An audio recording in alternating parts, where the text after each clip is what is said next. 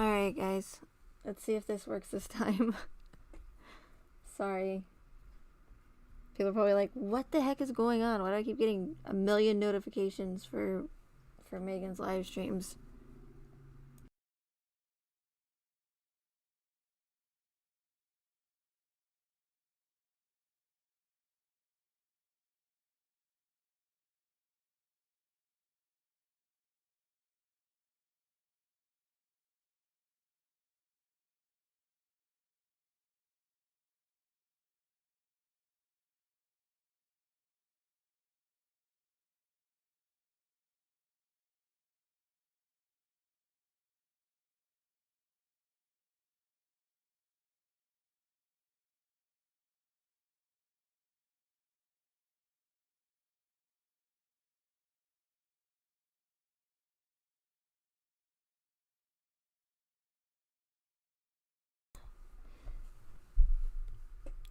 So there's no one in here yet. So I'm just going to talk to myself until hopefully some people get here. If not, just you and me, Rusty. He's not happy right now because it just started raining here. And he likes to go outside at night in the backyard. He's not allowed to go out of the backyard. But it just started raining, so now he's sitting halfway in and halfway out of the window. He's so cute. I love him.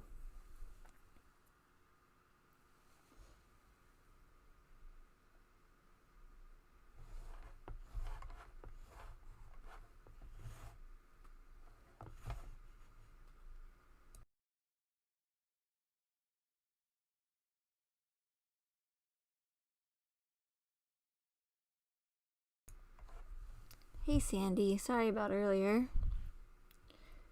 Or I guess not earlier, but a few minutes ago. It says it's, knock on wood, it's good. the stream status is good. So that's better than fair or poor. But we'll see what happens. That font is still pretty small, isn't it?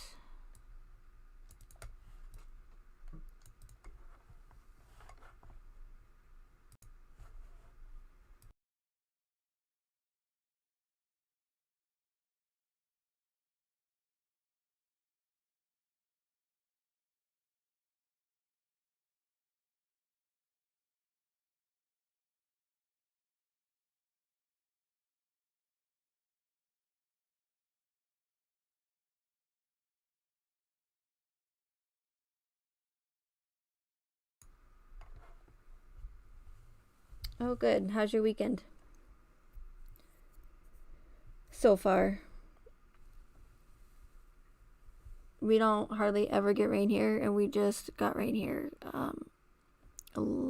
last night.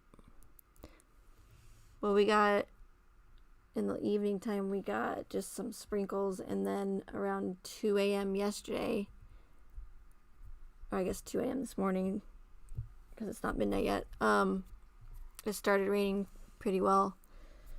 And then it stopped, and then it started again. So it's fantastic right now because I love the rain, especially since we hardly ever get it here.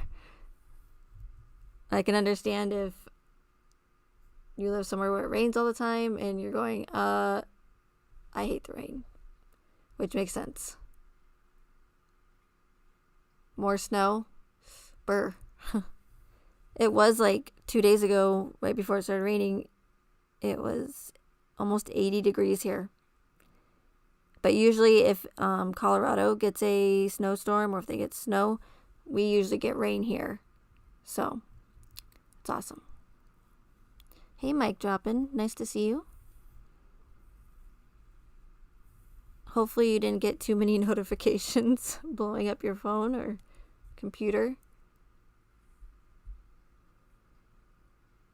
Because it's so, I tested it a couple times on when I made the video private, and then it was fine. It was like excellent condition. I waited a couple minutes, and then of course when I set it to public and I try to actually live stream, it doesn't stay in excellent. The status doesn't say excellent. So I don't know what's going on. Yeah, thanks. I did a live stream kind of earlier just to test, and everything was fine. And then, of course, I probably tweaked too many settings that I should have. But while I was, because it's hard for me to test the chat on the screen on private, because if there's nobody to in the chat, then it's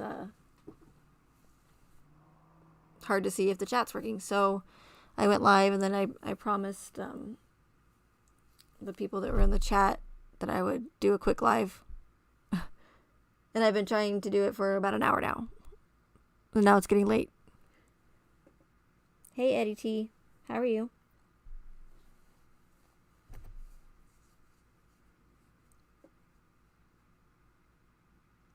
So, but that'll be good. I mean, not that I get a ton of people in my live streams anyways, but I think it's sometimes better, especially since I can't pay attention to the chat that well, especially when I get on my rants.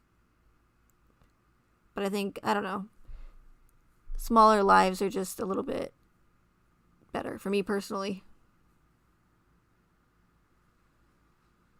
Yeah, I'm trying again, Southern Lady. I know. Sorry. I keep saying sorry to everybody that comes in here. Sorry.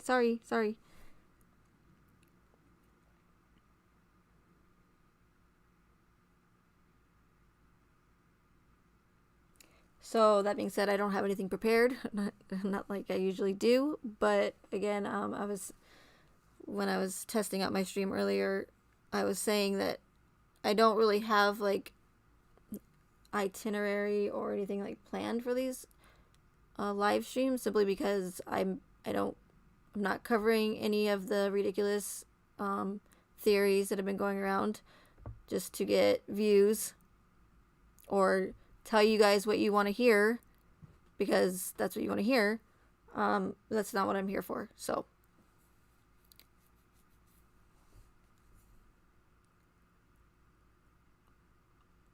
and not only that, but any other information that I want to show you guys, I can't, simply because well, you know, YouTube rules is rules. That reminds me of is it Family Guy? I think it's Family Guy. And is it Family Guy or is it Simpsons? Oh dang, now I'm gonna mess it up. I don't know, but they're in the grocery line, and it's supposed to be like the 10 items or less, and I forgot the character's name, but he's like, you have more than 10 items or something, and he goes, oh, rules is rules. I don't know, it's just funny.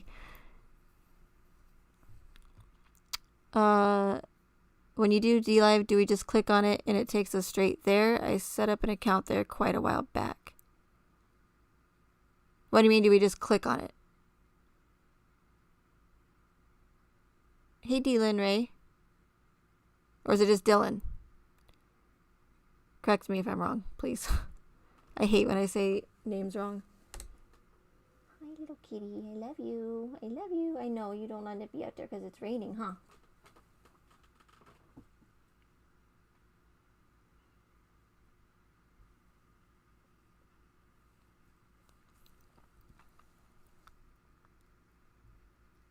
Yeah, the link for DLive, yes. You just click on it and it'll take you straight to my page. Or my channel.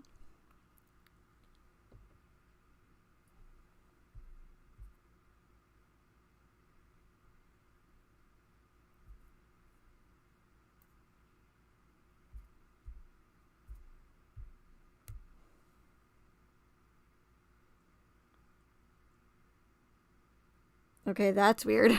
I just got a notification on my phone that says, Amazon, congratulations, Megan. You came in third in this week's Amazon EarPods raffle. Follow the link to set shipment. Yeah, okay. But since when have I ever got a text message from Amazon? And I didn't even sign up for a raffle.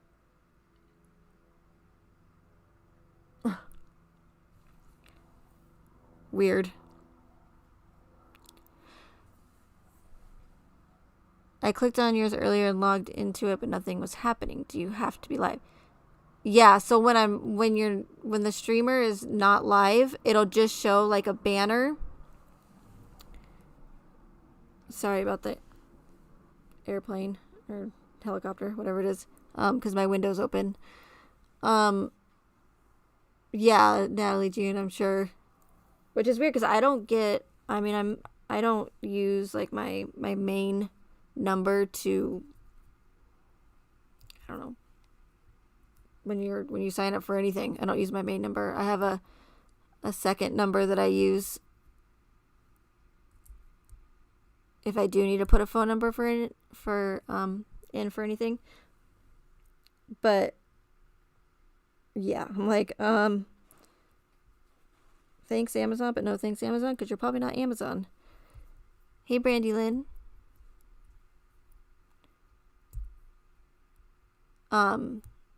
Did I finish what I was saying? I don't remember if I finished what I was saying. So if there's something going on when you click on the DLive streamers, link or channel, it'll just have a banner. So if you're like an affiliate, which you have to have a certain amount of followers, you can make your own personalized banner so that when you're offline, you can let your viewers or your followers know that you're offline. But if it's someone who like just started and you go to their channel and they're not live, it'll just say streamer offline. But with DLive, you can go and comment in that streamer's like chat whenever you want. Like, you don't have to be live to do it.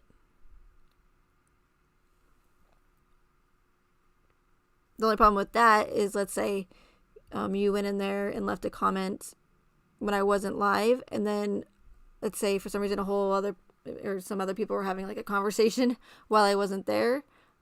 There's only a certain amount of time until your comment is going to go off the screen.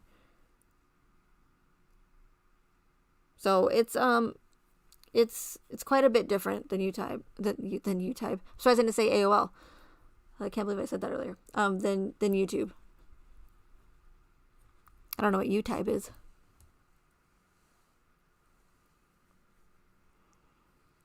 Amazon from Nigeria, right? Yes, you can watch past live streams, but they're only on there for 3 days. But if I wanted to, I could download it after I live stream and I can post it to YouTube. But obviously, I'm not going to do that here I'm not going to post the DLive stream on YouTube because I usually, when I do stream Watts, I just did a Watts live stream 2 nights ago. But I had not done one in a while on DLive simply because nobody really from YouTube was coming over there. And most of the people on DLive I don't want to say they're like in the know, but the people from DLive that are usually in my live streams are already aware of these kinds of events, if that makes sense. So they don't really need, I guess, convincing. I don't like to use that word either, but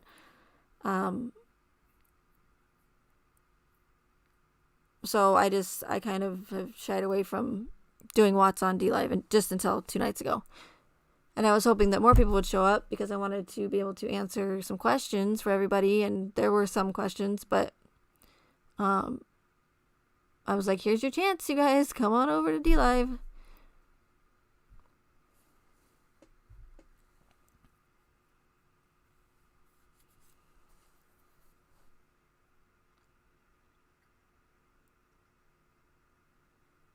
But yeah, DLive does take getting used to.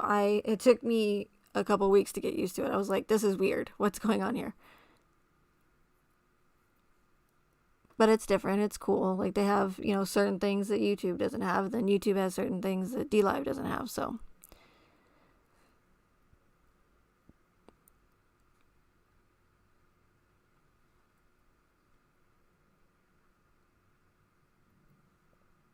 yeah, I don't think Roku has, because I have Roku and you can't browse on it, right? You can't go to like a browser.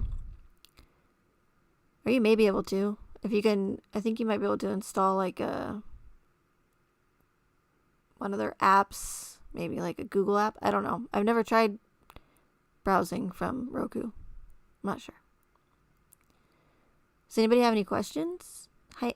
Oh, hey again, Mary Rose. Thanks for coming back again.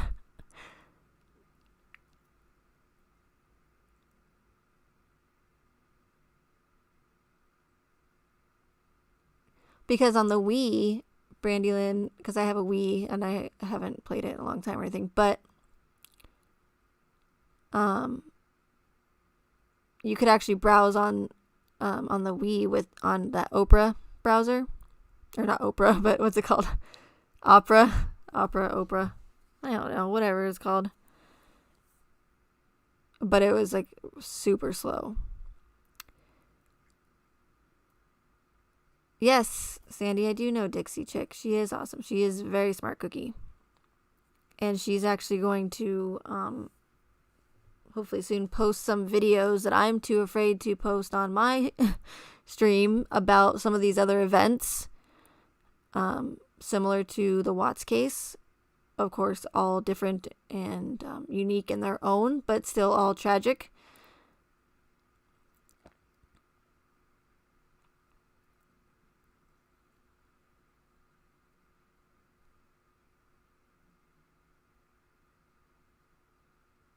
And I don't know why it's green. That's like the most horrible green color besides like pea green. And that's like pretty close to it. I always say pea green if it looks like pea green soup color. But that's pretty close. And I don't know why it's green. But I can't customize it to my liking, unfortunately.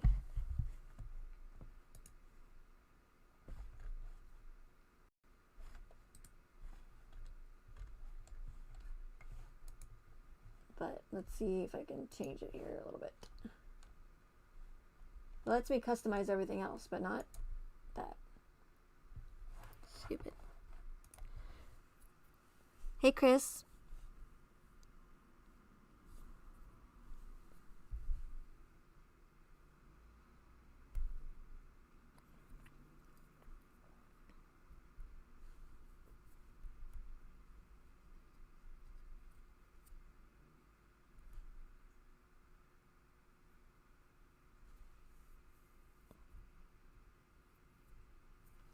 So does anybody have any questions? I will try my best to answer them. I don't know if I'll be able to. Oh, there it changed color.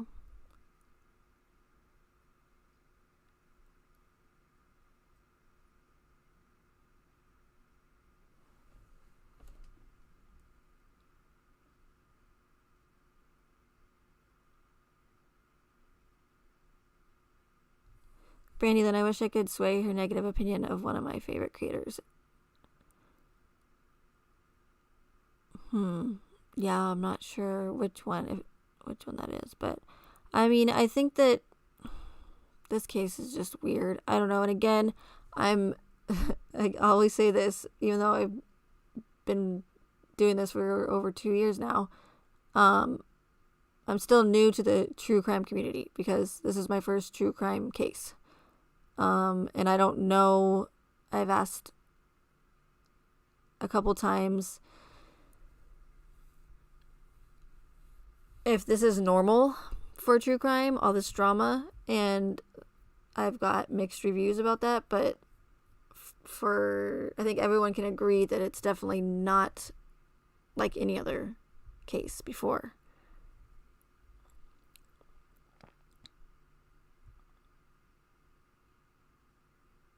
Hey, Emmylou. Good to see you.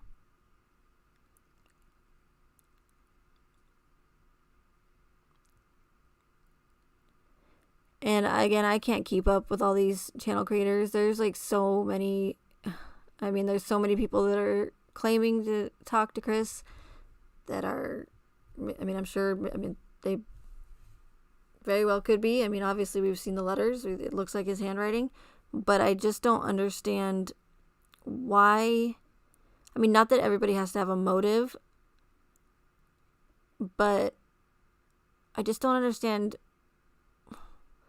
why you would come out and say that you talked to alleged woman and child murderer. I mean, I don't judge anybody by all means. If that's completely your decision, if you want to write to somebody like that or be friends with or a pen pal, that by all means, that do your thing. But what I don't get, again, is why come on social media and share private letters that are supposed to be between you and this alleged murderer, right? It just doesn't make sense to me.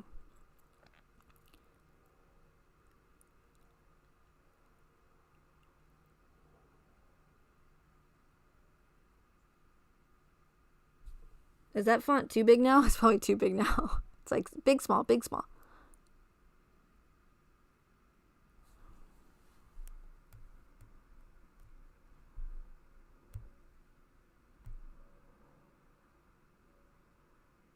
Oh, that would be probably the best thing that anybody can do, Mary Rose, is cold turkey the Watts case. But there might be withdrawals, so that that could be dangerous. But no, it's if everybody, and I mentioned this before, so it's funny you say that. If everybody stopped following this case tomorrow, that would be the best thing for everyone and for society, because all it's doing is just causing more damage in so many areas.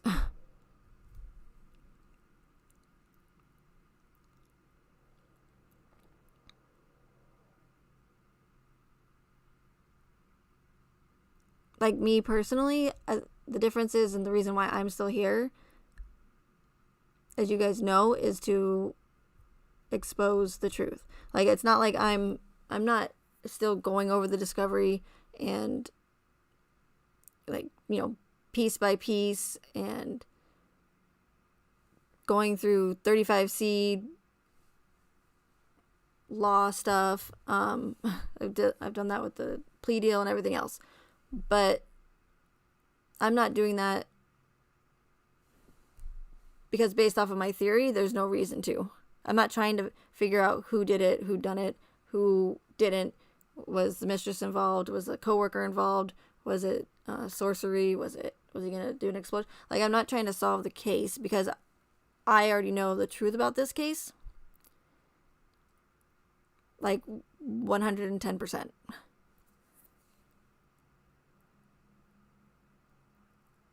So there's no point for me to dissect all this stuff and go over the discovery again, go over all the body cam footage again. Like, yeah, I could do it again for anybody that's new, just to show the inconsistencies.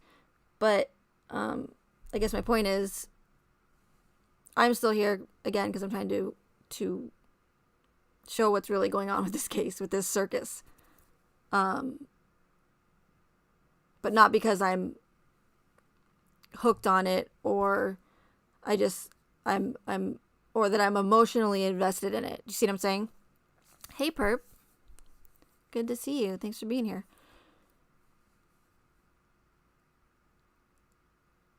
There's many people in this case or with this case, that are so emotionally invested and are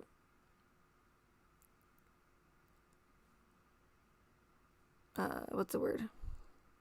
Just distraught, I guess, over it. I still, to this day, read in chats and on comments how people are still crying over this case, which is 100% crazy to me. I mean, the fact that it's affected people that much over 2 years later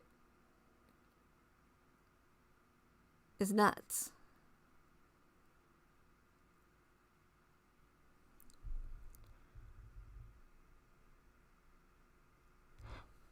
Sorry for what, Sandy?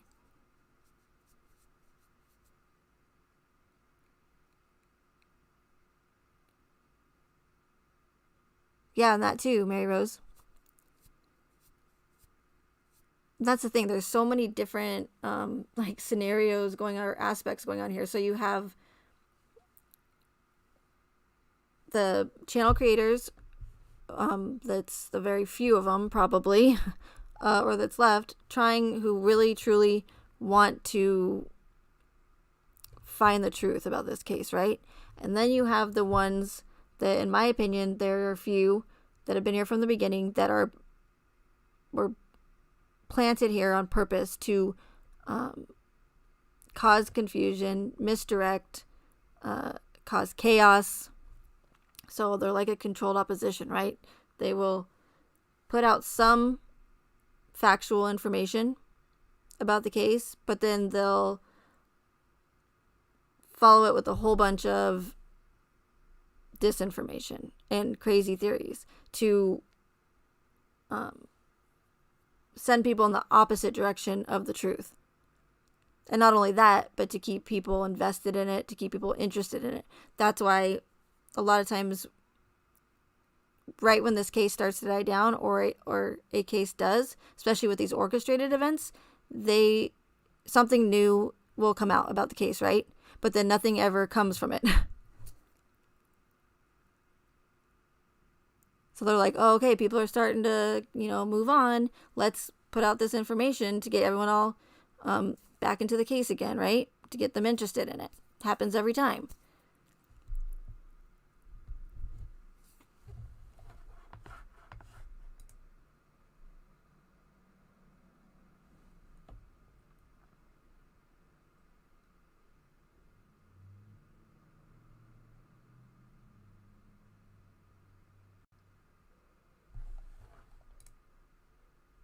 I don't know why it's buffering again, you guys. It was just fine a few minutes ago, and now it says poor.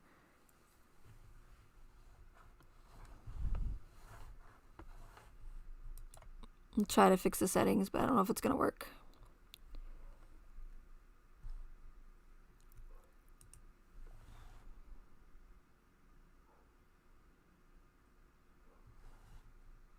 No, I don't think it's on your end, Purple. It's my end. I'll just have to play with the settings another time and maybe just use StreamYard for now.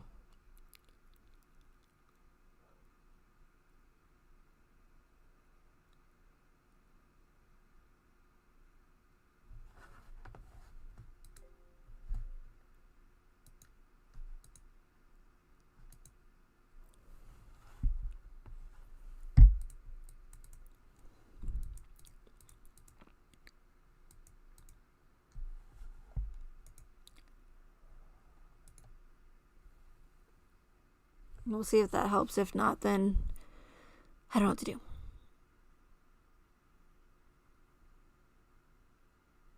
That's how you found out about the case, was Netflix, Brandylin? Yeah, I know. That's crazy.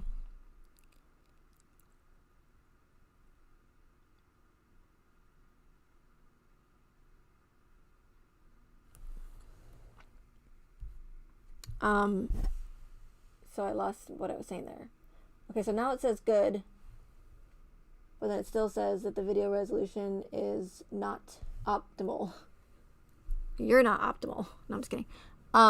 But so you have the ones that truly do want to find the truth, right? The few of them. You have the ones that have been here from the beginning that are controlled opposition, that are meant to just, mislead, cause chaos, keep people interested in the case. Sorry about the helicopter. They fly so low. It's insane. Like, I felt like if I got on my roof, I could literally, touch the bottom of it.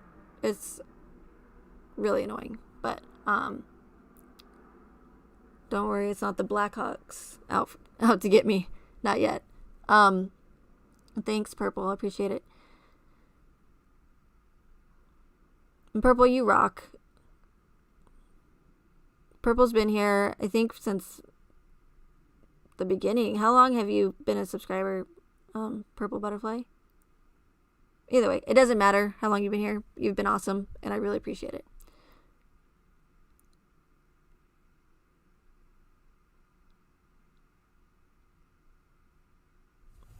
So the misdirect ones, the controlled oppositions, then you have the ones that are doing it because they know that it brings in views And we all know that Watts brings it. Because there's streamers that have, the bigger ones that will stream about Watts, and they'll get 700, 800, 900 people in their live chats. They go and do a different case, you got 100, 200. That's crazy.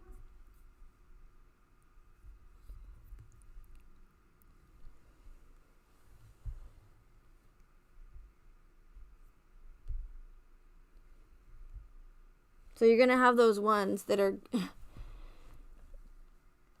not here for the truth, that are just telling you what you want to hear at the time. And there's one in particular that I'm not even going to mention, because you go there and everybody gets pissed off. But I can see that person for what they really are. They are 100% not here for the truth.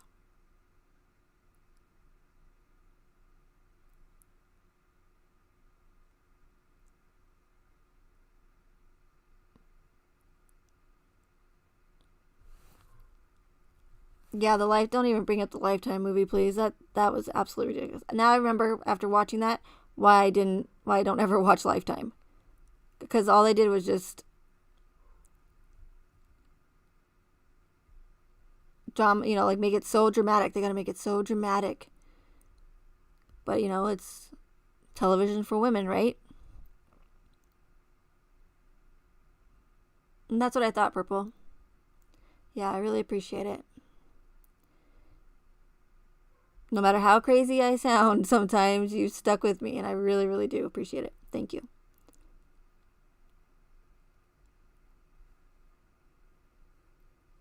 Congratulations, Brandy Lynn. That's awesome.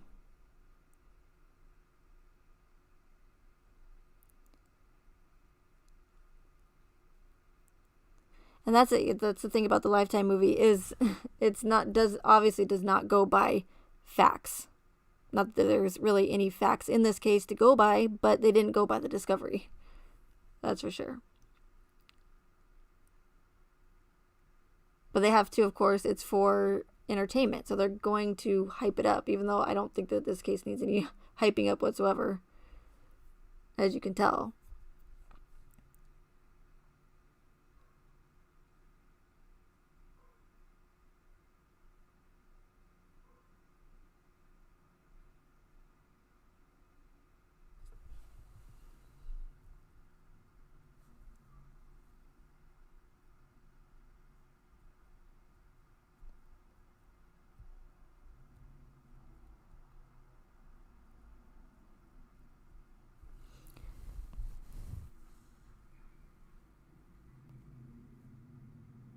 Spill some tea, young lady?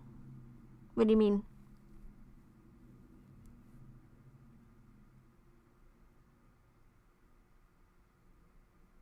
Is that the same as like spill the beans? I don't know.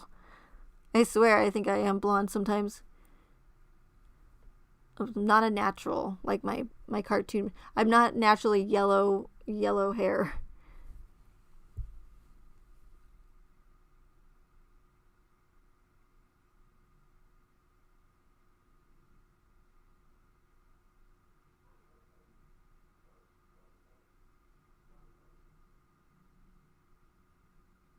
Yeah, there's a couple of them out there now that just talk about the drama. It's crazy, but it brings in the views. People love drama. I personally do not. I avoid it like the plague. Views or no views, money or no money. I'm like, get it away from me. Don't get it anywhere near me. I can't stand it. Hey, Alvin, welcome back.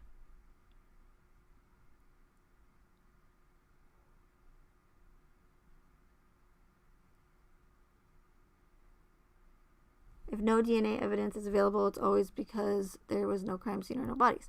Why is it in the Watts case they didn't have DNA evidence under SW nails?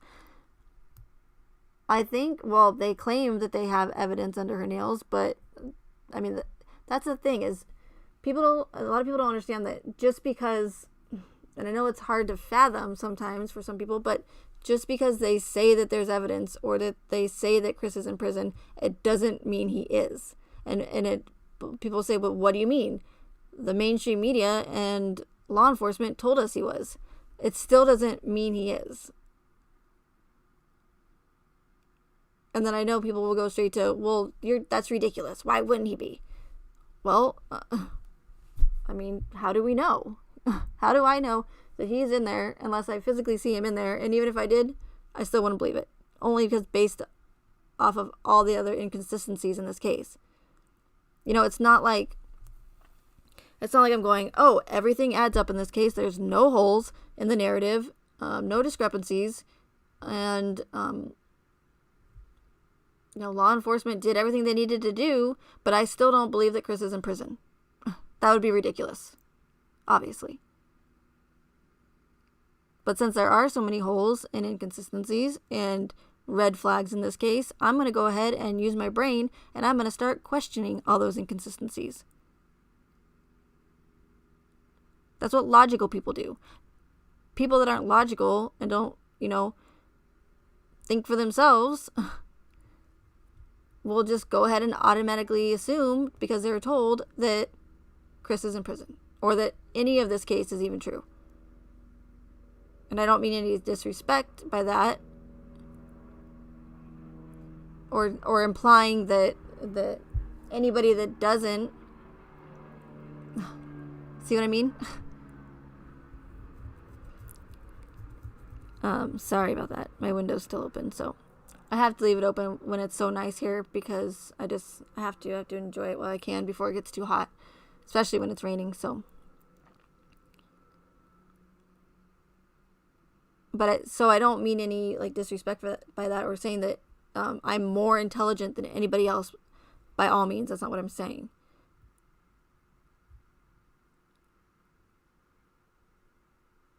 But people are so quick. Some people are so quick to just assume that everything they're told is factual or what they're being shown is factual. They think because they see it with their eyes that makes it true. And especially these days, it's the complete opposite because with technology and CGI and video editing, and if you've seen those freaking crazy deepfake videos going around with Tom Cruise and stuff, those are it's scary real.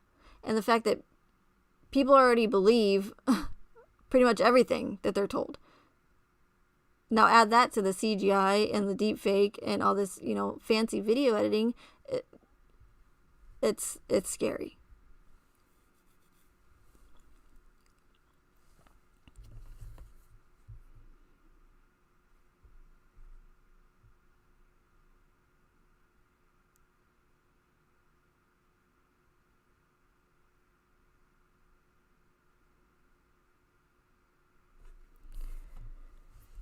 And then about the autopsy photos and stuff, people will say, well, they didn't release them because they're not, why do I always read this word? They're not, whatever in the public's interest, right? That's not something that we need to see. We can't handle autopsy photos, apparently. They don't believe we can handle that. We can handle everything else, but we can't handle autopsy photos. And it's not that I personally, and I've said this before many times, it's not that I personally want to see deceased victims after they've been, brutally murdered. Of course not. And again, even if they did, how easy would it be to fake something like that? There's so much technology these days. It's scary, and it'd be so easy, but they don't do it because they don't have to, right? They don't have to go to that length to convince millions of people that this event happened, right? They just don't. And even if for the ones that do question it, they don't have to do it. They don't have to show it because they can use that excuse that they always use when you're requesting, FOIA requests or whatever. It's not in the public's interest, right? Go figure. They always use that. But we don't get we didn't get a foot, a hand, a neck, like of the strangulation around shenanigans. We don't need to see the whole. We don't need to see skin slippage. We don't need to see any of that, right? But we didn't get an X-ray. We didn't get dental impressions. We didn't get. I mean, there's so much missing from this case, and the fact that people say, "Oh, well, they just didn't show all of us. They didn't show all of it to us." Well, isn't that the reason why they released, or what they claim, they released the autopsies, the discovery and body cam and everything else in the case files? Because they make it like, oh, the mainstream media made this big deal about it, saying that we, the public, deserve to know what's going on with these murderers, right? And what's going on in our state, and be transparent. But in reality, they weren't transparent at all.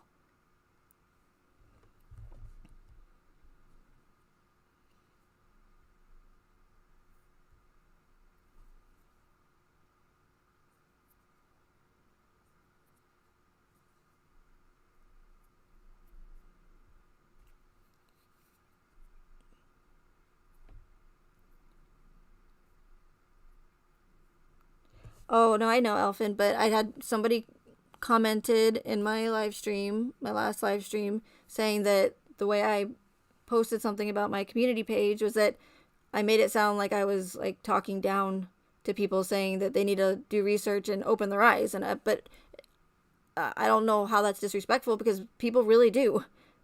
People need to start thinking for themselves and ask questions and just do a little bit of research, and you'll find the answers, instead of just believing what all these channel creators are telling you. And not even just in the true crime community, but everywhere in life. Don't just believe something because somebody told you. Ask questions. Ask a million questions. I ask a ton of questions to everybody. And if they don't want to answer those questions that I have, then to me, I already have my answer then. They don't need to answer any or try to attempt to, because if they can't answer those questions for me when they're saying I have all this information, or claiming something as factual, and they're hesitant to do that, then that shows me right there that they're probably not being truthful.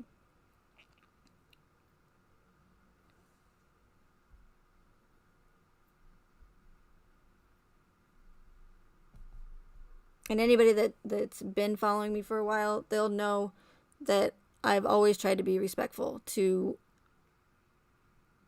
anyone that's been affected by this case, and also people that are involved in this case, which my theory does not shine a good light on them whatsoever.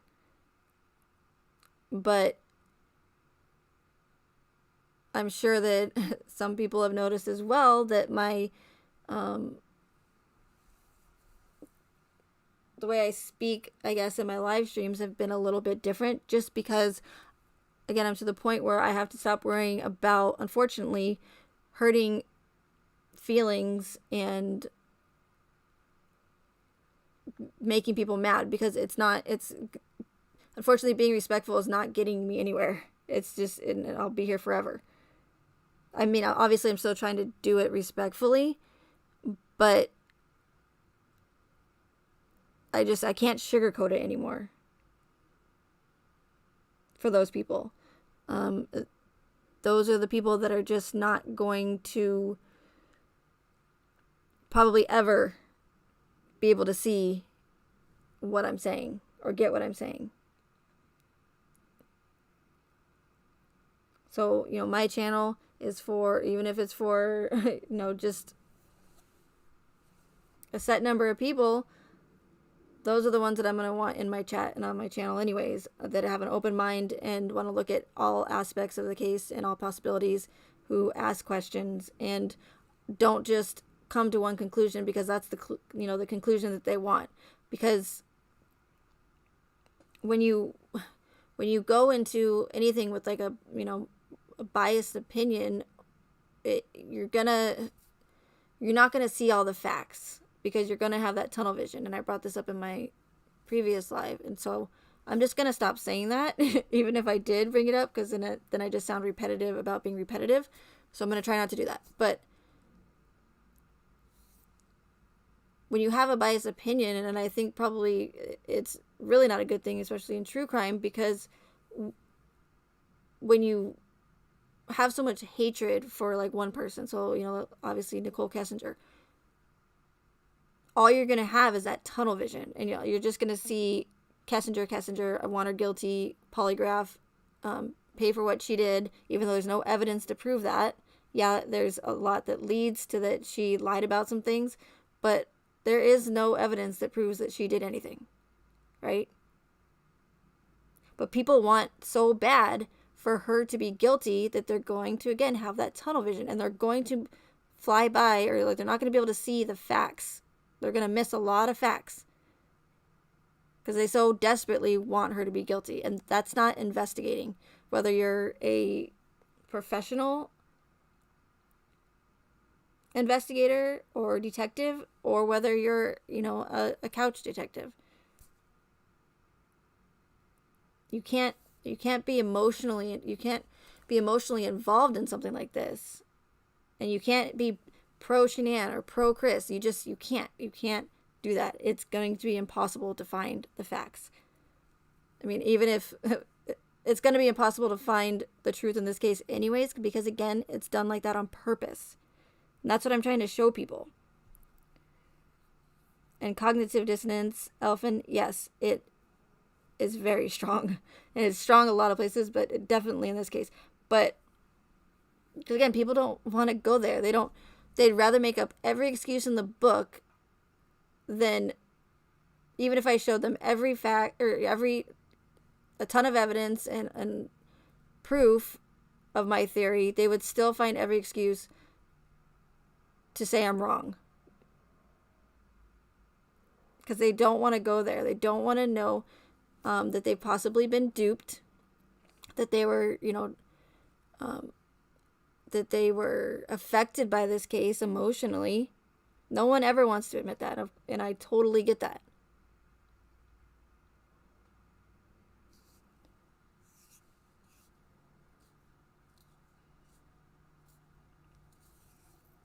Yeah, those that drink the Kool-Aid will never understand it. Yeah.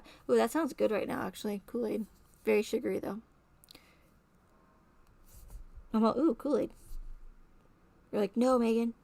I'm talking like the actual Kool-Aid, not like the cult Kool-Aid.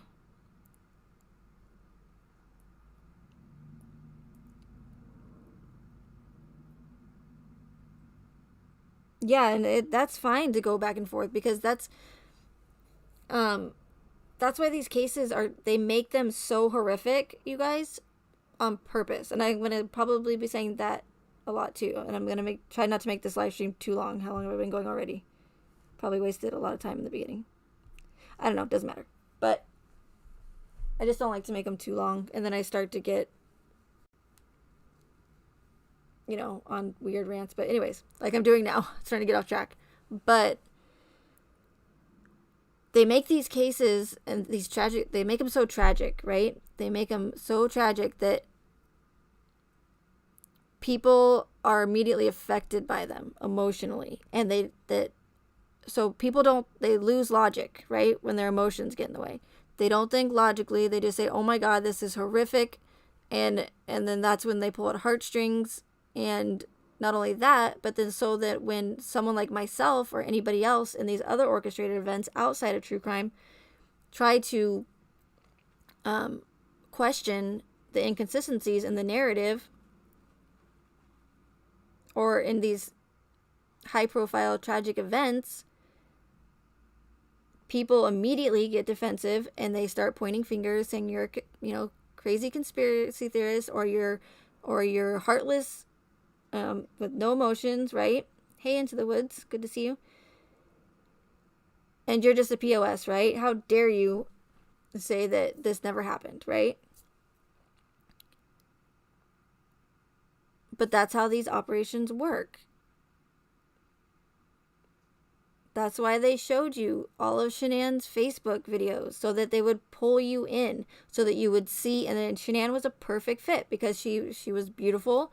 She, you know, lit up a room, I'm sure, when she walked in. She was outgoing. And of course you throw in two precious little girls, and that just adds like double effect, right? Or triple effect. So by people watching Shanann's videos over and over and over again, and there's still channels to this day posting Shanann's videos over and over and over and over again. I'm like, haven't you posted this one already? Are you doing it again? Like, oh, I'm keeping their memory alive. Okay, I get that. I understand. You want to keep their memory alive. But what about everybody else? All the other children that have been murdered? Why aren't you making videos for those children, right? Or those women that are murdered every single day?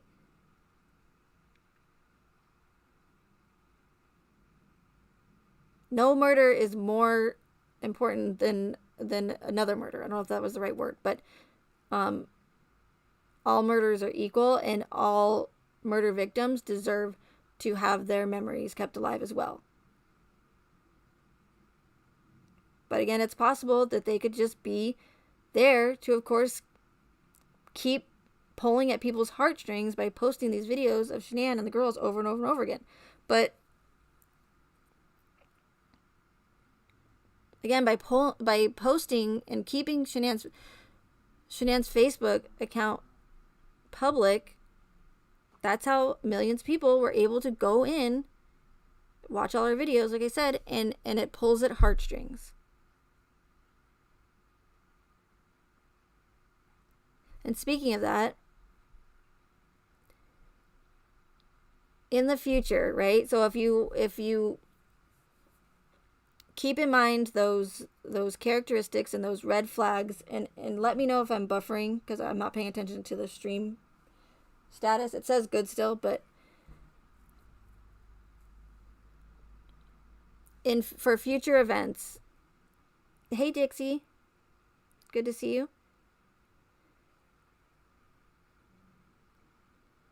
If you remember my red flags, you remember the characteristics that I talk about all the time.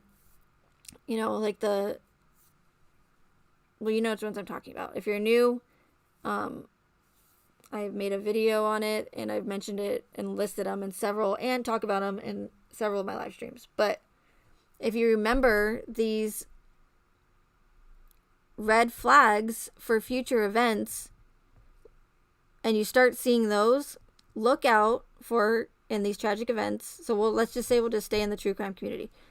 In one of the next big high profile murder cases, homicide cases, where it gains widespread media attention very quickly. All the news outlets are covering it, all the same narrative. Nothing's different about the narrative. It's all the same. So they're pushing it, pushing. Look out. Write this down so you don't forget. Look out for an interview that, like, you know, HLN does, or one of the bigger ones, CNN, right? In these orchestrated tragic events, they will, the majority of the time, I don't know about every time, I don't want to say every time, they will usually have some person on one of these mainstream news outlets who knew the victim when they were younger, or at some point in their lives. Usually it's when they're younger. So for instance, it'll be like a teacher, or maybe, I'm trying to think of another example. Usually they're like teachers, but anyway, so it's always someone from their past. And then followed with that is also, they'll talk about some heartwarming moment that the two shared. And I'll give you an example of what that was in the Watts case in just a second. So, and that story that they tell, that's like, you know, it'll be heartwarming, and what it does is it pulls at heartstrings. They're always pulling at heartstrings to keep people emotionally invested, and also to put fear into people. Because people don't think rationally when they're upset, right? When do we, like as women, ever think rationally? Like when we're upset at our boyfriend or something. We're just upset and we're screaming, I mean, I can't speak for, I guess, every woman, but, and not even women, just men too. Like, we do not think rationally or logically when we're upset, right? So they'll have that person from the victim's past who knew them some way or another in their lives. They will talk about how great the victim was, how great of a person or whatever, just to really hype up the emotions and again, pull at those heartstrings. And just build up how great of a person this victim was, right? Because the greater the person and the more, angelic they are, the more horrific it is that they lost their lives.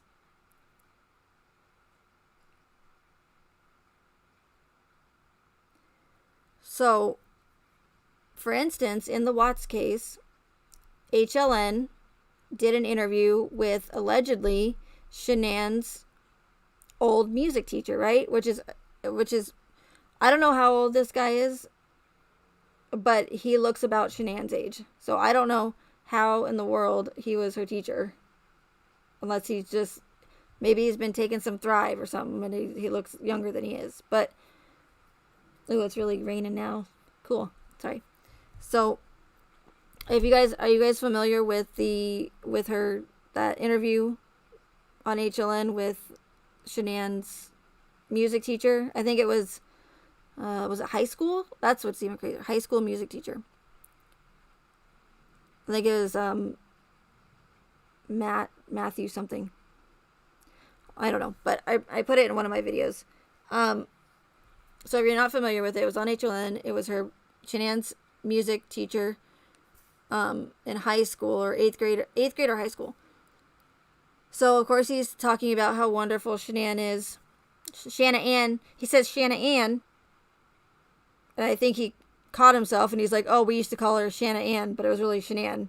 It's like, oh, Shanna Ann. We never heard anybody call her Shanna Ann. But okay, dude. So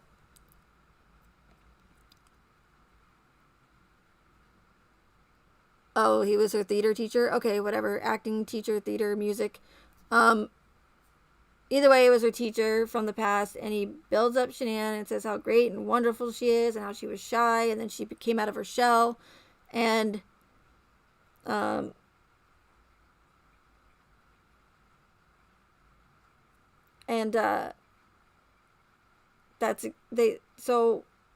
in my opinion, that person is not Shanann's old teacher, okay? And you'll notice too, a lot of the times with these, when they find these people or this individual, normally it's like one or two, but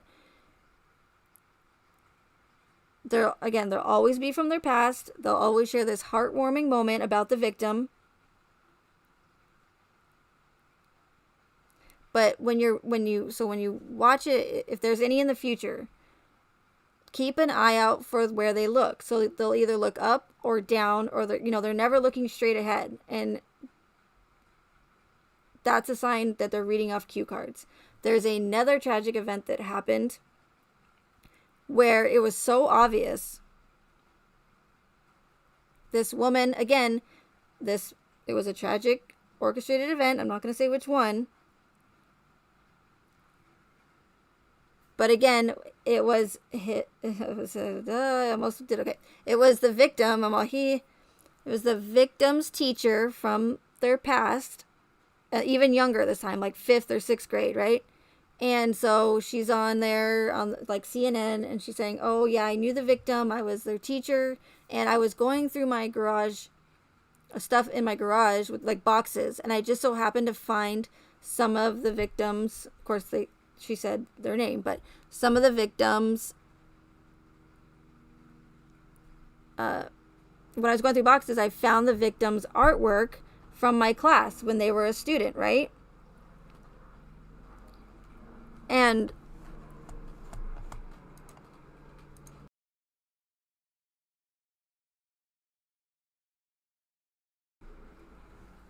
it's like, okay, so this is what, 25 years later, somewhere around those lines. And you just happen to be going through boxes and find this out of all of your students, right? All of your students, you happen to find that particular student who lost their life in a tragic event in a box that you were going through. And not only that, but two, why would you keep specifically this student's or any of your students' artwork? I mean, granted, keep it like in class, to post it on the wall or the blackboard or whatever. Not the blackboard because that's chalk, but anyway, to display it, your students' artwork in class. But why would you keep your students' artwork 20, 25 years later, and that specific one who just happened to lost their life in a tragic event that just happens to have a lot of holes in its narrative and inconsistencies? Weird. But they were continuously looking up, in the corner of their eyes and down, and so they're never looking straight forward. So in future events, that's your homework. Keep an eye out when it's this mainstream for someone to do an interview that's related or not related, but that knows the victim from their past. They will always have a heartfelt story that pulls at heartstrings. So try to remember that. And not only that, but also look for the ones that do interviews who are saying how distraught and sad they are, but we don't see that in their actions. So what will happen is they'll say, I'm so upset, and then they'll start wiping their eyes, right, and their cheeks or their face. So you might see like a little bit of like glossiness, but they'll wipe their tear or like their face, like there's tears there, but there'll be no tears there. And we see that in Nick and Amanda Thayer's interview. Hold on one second, guys. I'm going to close the window. That's probably pretty loud.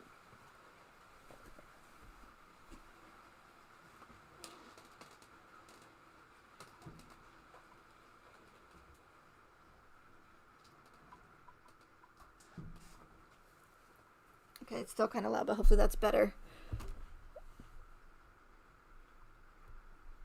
Let me scroll up too in the chat before I get too far behind on it, because I don't want to ignore you guys. I hate when I do that.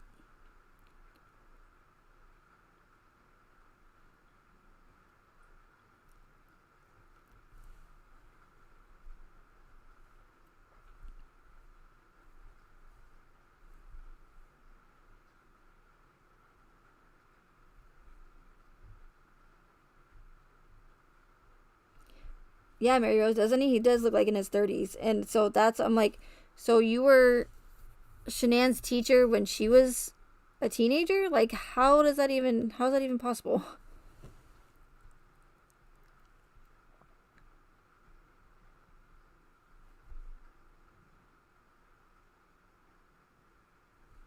Yeah, Shanna Ann.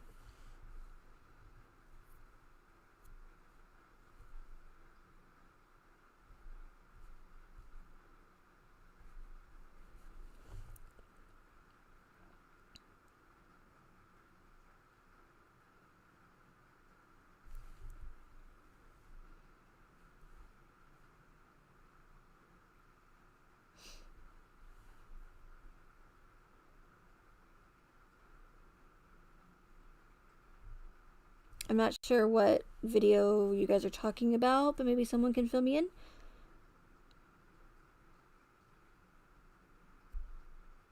in. Right, Dixie, yeah. Also known as the acting teacher. And that's the thing too, is you'll see a lot of like they're forcing it. And again, they're what they're saying doesn't match their actions. And again, take the Thayers, for instance, and of course, once you even question these innocent, supposedly people, right? And it's like, why can't we question it? Why can we not question what these people, and it's not being disrespectful, it's like, we're allowed to have opinions, right? We're not saying, oh, you're liars, da-da-da, but it's like, why don't their actions, or what they're saying, match their actions? So we have Nick and Amanda Thayer giving their interview in the park, and remember, that interview was done, as far as I know, correct me if I'm wrong, the day, the 16th, that they allegedly found Shanann and the girls, right? Now, I've said this before, but I'll say it again. I know that people deal with trauma and death differently. Not everyone's the same. So, some people are really, really, really upset. They cry hysterically, and some people like hold it in, right? Totally get that.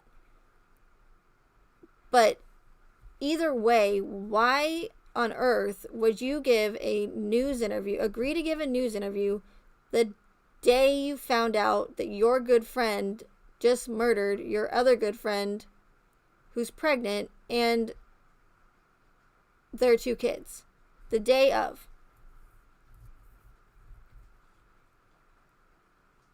I don't care how unemotional you are, or if you're not an emotional person and you don't cry. Why would you give an interview the day of? Even if it was the next day, or the next day, or the next day, not even the day of. Like, hello, like you just found out that your friends were murdered, right? And then you have to take that into consideration, is that, okay, so maybe they're better at holding in their emotions or whatever, or I don't know, maybe they wanted to speak about it. Either way, why do an interview on the day of? And not only that, but when you look at their reaction and you look at how they're laughing at like in inappropriate like times, and not even inappropriate times, but why is there any laughter at all? You guys know, and hopefully you guys have seen that interview, but there's no reason for doing an interview the day of. And 2, what's so funny? Like, what is and that's again like duper's delight or nervousness.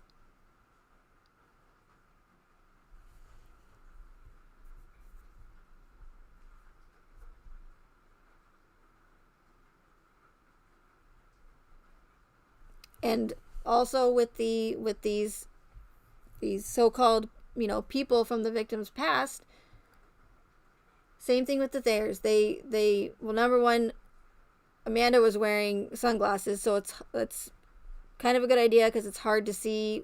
It's easier when you have their eyes to look at. But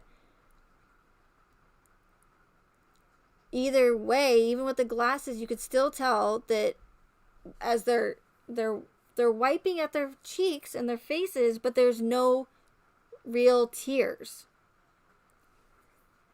And to me, I personally don't think that makes me a bad person for questioning why what they're saying doesn't match their actions, or why they're wiping their face when there's no tears. Yeah, again, there might be some, glossiness, right? Or some choking up, but it's like they know they're supposed to be upset, right? That's what they're supposed to be portraying, and they're supposed to be crying. So they, I guess, for whatever reason, are just wiping their faces, thinking that that's what they're supposed to do, but there's no tears. Does that make sense?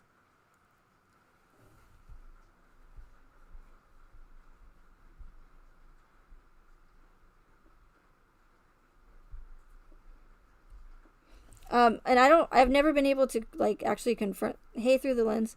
I've never been able to confirm whether or not like she legally changed her name to Shanann, but we know that the Ruseks, her parents, call her Shannon. But I never heard anybody else besides that so-called teacher say Shanna Ann. Shanna Ann. That's what we called her, Shanna Ann. I was like, oh, good cover.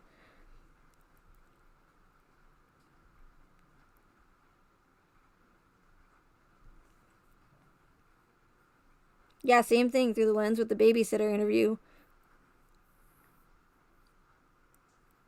And of course she's covering her face the whole time, right? So you can't see. She's got her hands in her sleeves, and she's just covering her face while she's talking and giving an interview. So it's hard to see. And another example is Cindy, Shanann's friend, Thrive friend, that lives in Arizona. She gave an interview. I could be wrong, but I swear it was the same day as well, on the 16th. Either way, it was very, very close.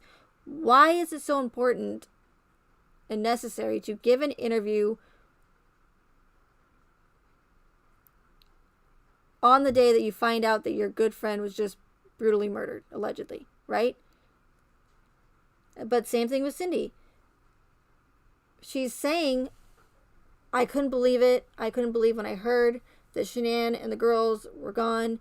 And it's like you're waiting for those tears to fall, right? Or just to start streaming, because that's what she's saying. She's saying how like physically and emotionally upset she is finding out about her friends, or her friend and her two daughters. But there's no tears. There's no real emotion in these people. And even if there were,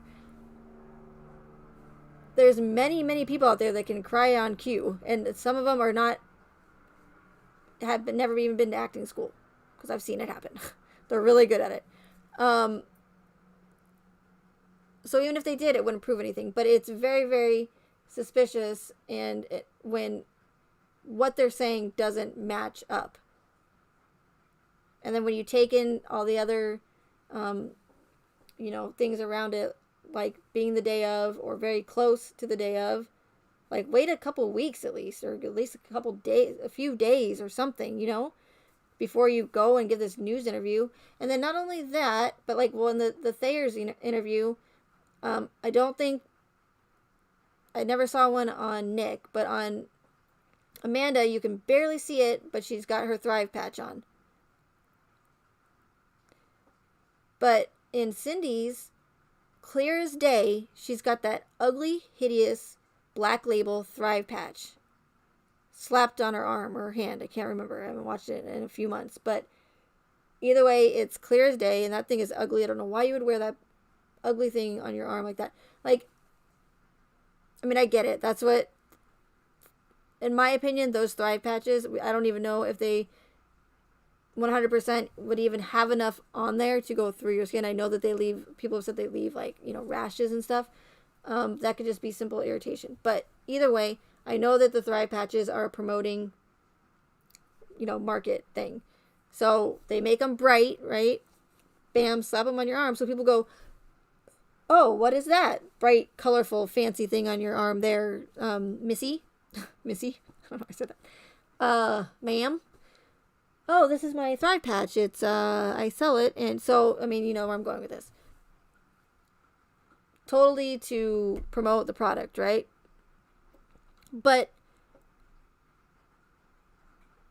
we get, Cindy, that you're a Thrive promoter. But do you really think that it's tasteful to have your ugly black Thrive patch showing for your deceased friend's interview?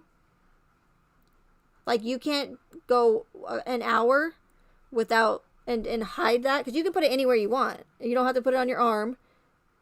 You could put it on your butt cheek if you wanted to. You can't, and I understand you can, probably can't skip a patch, but come on. Put your Thrive patch, hide it away for your 30-minute, if that, interview. And then you can slap it back where everybody can see it so you can make your sales, right? It's again, in this whole case, it's just one, and that's just one aspect of it. But it was one huge marketing, publicity, tactic, stunt for Lavelle. And it's still going. I was just told recently that if you go to Shanann's Facebook, that's still public, because they're keeping her memory alive, right?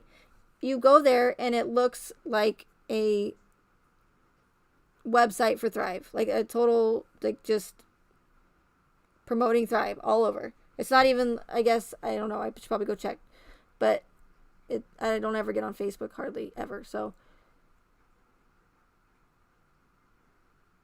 But it looks like a marketing campaign for Thrive on Shanann's Facebook that's supposed to be keeping her memory alive.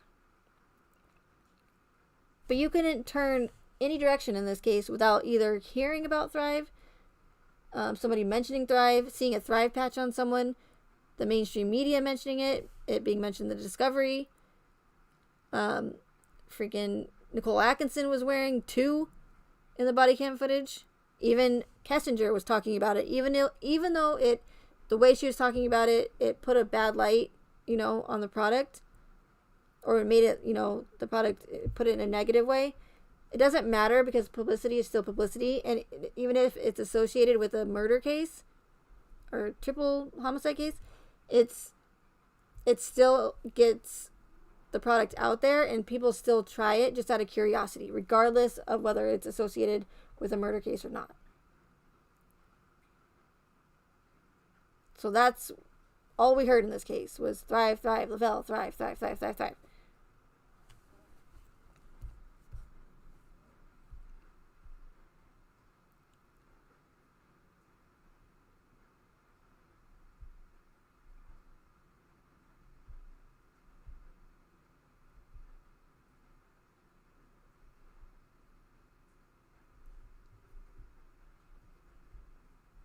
Is it buffering? Is it buffering? Perp? Oh no, it is buffering for you? It says it's good still.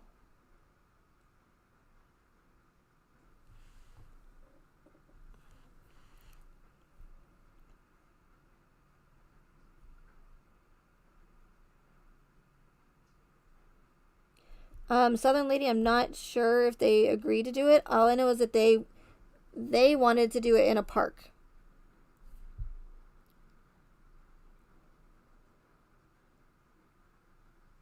And if you'll notice in this case, which I was going to make a video on it, but at this point, I just don't think it's enough to really convince people. But you know how they have all the electricity, energy, power references, which is huge in this case. Huge, huge, huge. Besides the predictive programming and the connections to all the serial killers in this case, mind you. Let's not forget that.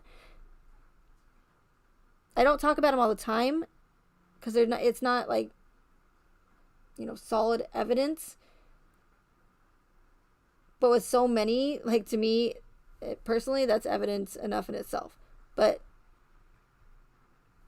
try to keep in mind, as even if I don't mention it, remember all the predictive programming in American Horror Story in every single season, which is huge. All of the electricity, power, and energy references, because it's only so many times to where you have to stop saying that it's a coincidence, right? Or saying, oh, energy and electricity are a common everyday thing, Megan. Not when you have that many in one case or in one area, right? So you have the predictive programming, you have all the energy references, electricity, power, you have the occult symbolism in this case, a ton of it, numerology, then you have all the connections to the high-profile serial killers, right? Then you have all the Lee names. Then you have all the Nicole names, which I have all gone over in my videos, and why there are so many. Like, that's my proof. Like, unfortunately, no, I don't have a lot of solid physical proof. But, again, it's difficult because they know, the powers that be, that the majority of this information, or that I'm trying to vet, was going to be impossible. Like, they know that no one's going to be able to actually truly vet if Chris is really in prison, right? How would we ever know that? You can call the jail or the prison and say, hey, is Chris Watts there? Of course, what are they going to say? Yes. They're not going to say no. And it's most likely that if you call the desk or the, receptionist or whoever, whatever they call them there at the prisons, they probably have no idea. They're not in the know. They are told that he's there. So when somebody calls, of course they're going to say, of course he's here, lady. What do you mean is he there? Right? But my evidence for this case and for what I'm saying is in the patterns. It's in the consistencies. And saying, this is why this doesn't add up. This is why this doesn't add up. This is why people are so obsessed with this case. This is why Kessinger fell off the face of the earth. This is why law enforcement has left us with so many unanswered questions that they will never answer. So my point is just try to keep in mind, as time goes on, Hopefully it's not going to be forever again, I'll do this as long as I can, and I will keep. There's so many things. I have so many notes full of things in this case, and then again, it takes me so much time to make videos that I don't. It's to the point where I'm just like, is it worth it? Is it worth my time? And of course, it should be. I shouldn't feel like that, but at this point, I do feel like I need some more solid evidence, and I don't know if I'm going to be able to find that, because they make it impossible. Because like I said in my last live stream, they've scrubbed any evidence that I can give or proof that this has happened in other events as well. But again, keep in mind the videos that I do make as far as pointing out all of the, and I don't just say, hey, there's a lot of Lees in this case, right? There's a lot of Lees. It's not like I'm saying, there's a lot of Lees in this case, and so that means that it's orchestrated. Like, that's not what I did at all. Like, I made a full video saying this is why there's so many of the same names, even though they are it's a very, very common name, right? But they do that on purpose. They pick a name or word or whatever that is common, so that if anybody tries to call it out like I do and say, that's weird that there's that many names, they'll say, it's not weird. Lee's one of the most common names in the world. And so they'll immediately rule out what I'm saying based on the commonality of the name. However, if you know how these people work, and you know how they what's the word I'm looking for? Not idolize, but I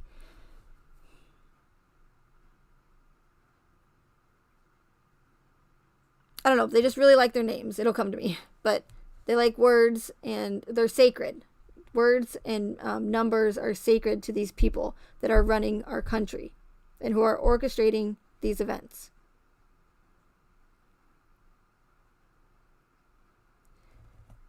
And I'll get to the chat in just a second, I promise. So, they'll use a common name so that they can, so that it's not that odd to the people who aren't in the know, or who don't know how these people operate, right? But with this little research, and you look up these names that they're using, Lee, and I brought it up and I've gone over it in my video. It's the meaning behind the name that it proves my theory or supports my theory. And it's the breadcrumbs. When you follow the breadcrumbs, it's going to lead you to your answer, right? And it's like, how many of these police officers and law enforcement in this case, how many does it take to have the same name as other high-profile murderers or serial killers? How many have to share the same name before people see that it's not a coincidence, right?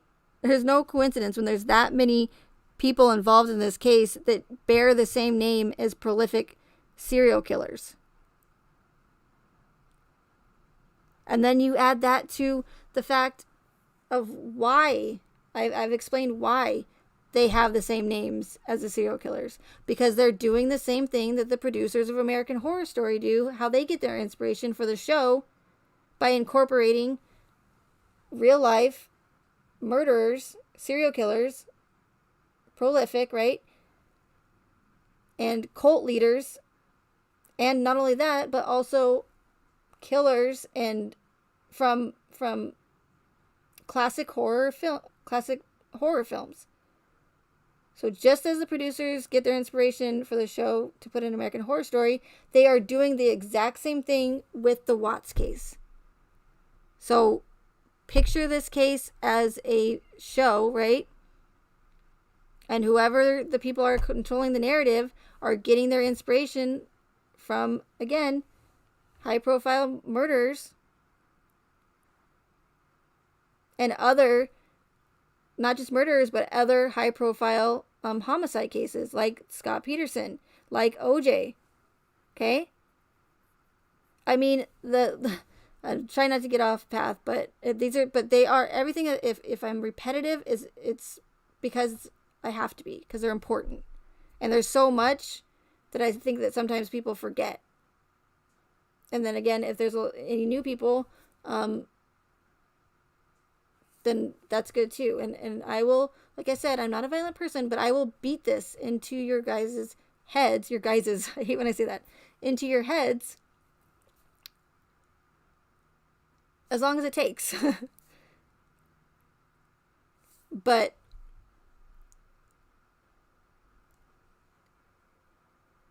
so what I was saying is the freaking one of the the co-founders of Lavelle, his name is Jason Camper, right?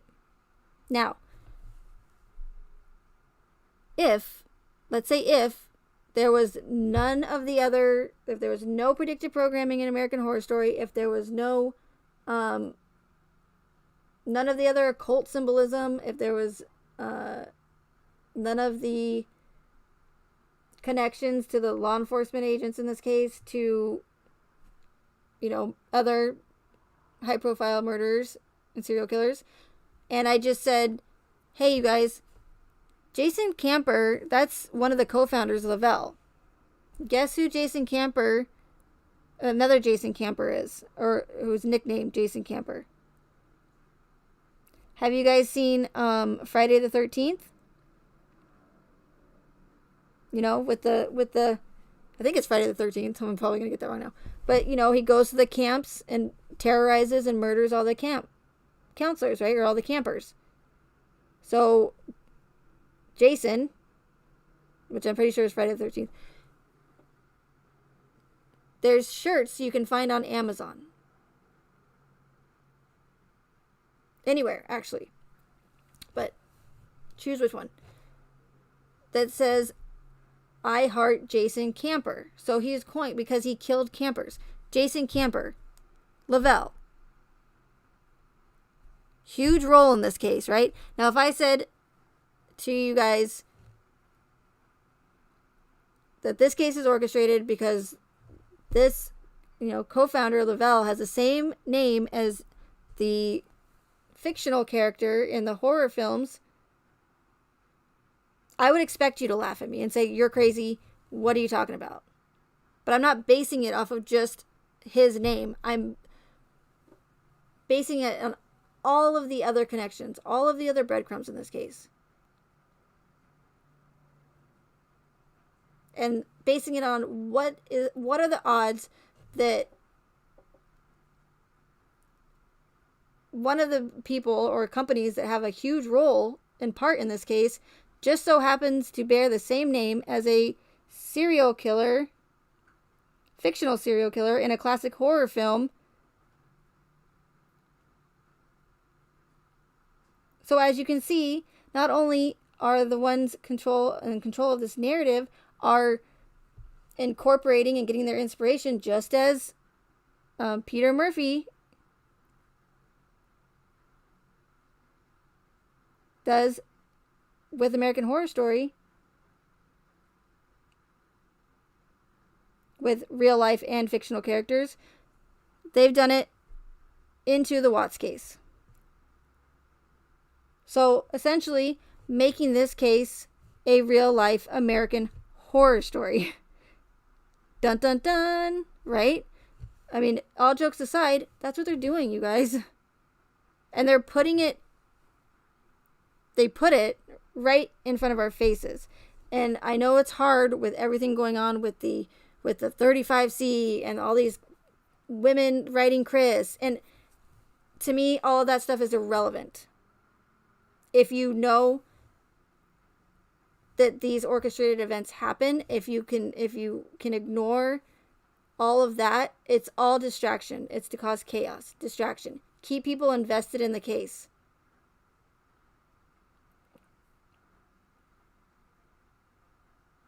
Because that's what people want to hear right now. They want to hear, oh, Chris is going to get a 35C. You're going to have the people that are happy because they want a trial, and then you're going to get the people that are pissed because they're like, he's a murderer, he doesn't deserve a trial. So you have all that, combativeness and just chaos, right? And again, some are there to purposely do it, and some are there probably because they just truly think they can set Chris free. I don't know. Again, I there's too many now for me to even figure out which one's which. But all I know is that they're either way, it's to distract.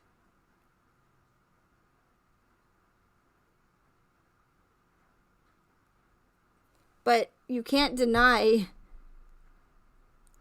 when you keep seeing these things over and over again. It's like, how many times, and again, how many people can have the same name as serial killers? I mean, one of the troopers in this case was Ted Bundy. Ted Bundy. Okay? No. Is it Ted Bundy? Of course not. That would be, like, I know I said they put it in our faces. That would be way too obvious. Like, come on. A triple homicide case and Ted Bundy is one of the troopers. I mean, get the fuck out of here, right? Ted Bundy, you guys. It's so in our faces, and that's why I'm so, like, passionate about this, because I hate seeing every single day, especially, you guys that have supported me and have always had an open mind and stuff. It pisses me off that they think that they can get away with stuff like this, and then not only that, but then to throw it in our faces and mock us is what infuriates me more.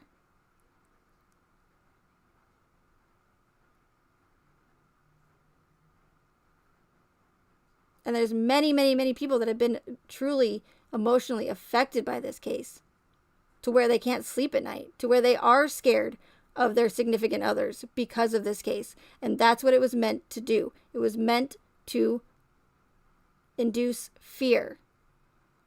Not necessarily probably men, but into women all over the world who are some scared and nervous that it's going to happen to them, that their significant other, their husband, the one that they trust most in their life to protect not only them, but if they have children,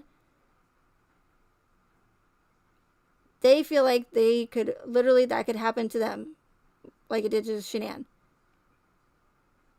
Even though their husband has always been a great father, a great husband, never showed any signs of violent tendencies. If someone like Chris Watts can do it, then surely, right, it could happen to them. And that's just, again, just one motive in this case, you guys. There's several.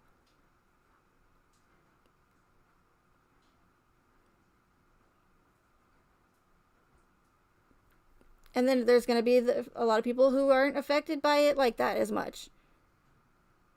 And they probably think, okay, whatever. Yeah, it's sad. They're never going, but, a little bit at a time. And then there's another case, and then another case. And then, so, the next case, who knows, right? I think that they, and this is, I don't have any, again, proof of this, but, and I can never think of the word, but they're trying to, I don't want to say upsell. Because obviously murder does happen, right? It's real. It happens every single day. But with these high-profile murder cases, they're making it so that they're picking these individuals, whether it be women, like Letitia Staunch or whatever it is, right? Not saying that that's orchestrated, but I'm just saying, like, so it could be a young woman. It could be Chris Watts. It could be a African-American, but middle-class male, right? It could be, they're choosing these different individuals who don't fit the profile of serial killers or mass murderers or whatever, family annihilators, who don't have any mental illness, as far as we know, right? Don't have any political affiliation, don't have it, didn't grew up with a great childhood, great, had parents, loving family, or loving parents, uh, you know, so they don't, there's nothing to explain why these certain individuals are doing what they do. And again, that's done on purpose.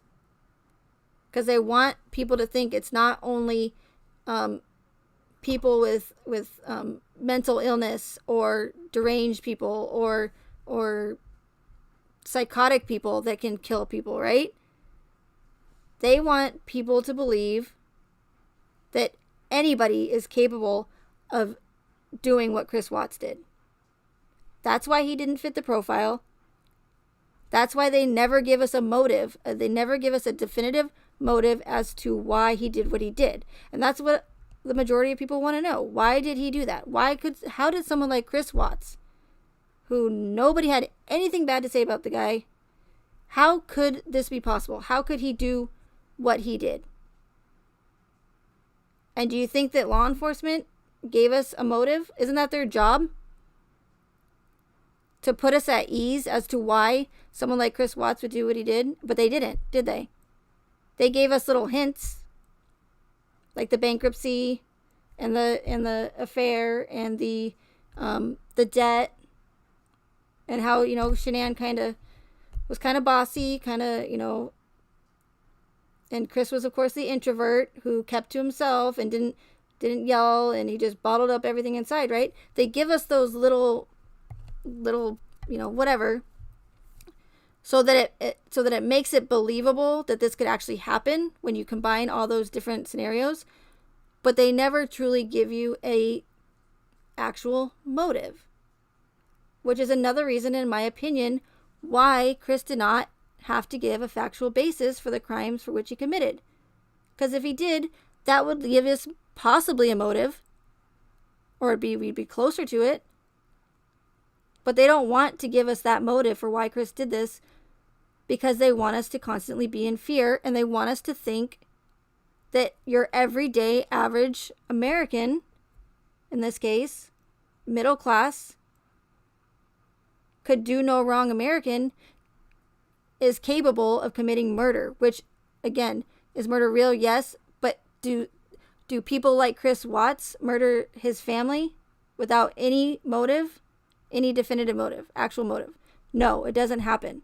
But that's what they want you guys to believe.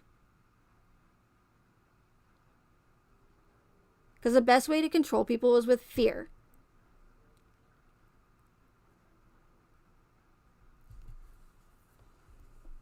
Sorry, I got on a rant. Ignore the chat again.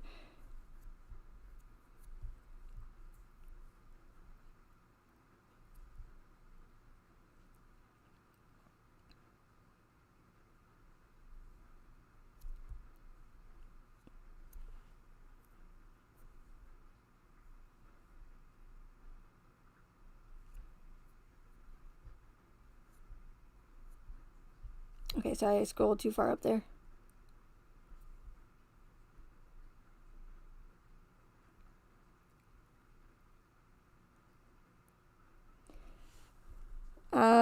Brandylyn. Yes, I do. Excluding mass events. Wait, let me read your question again.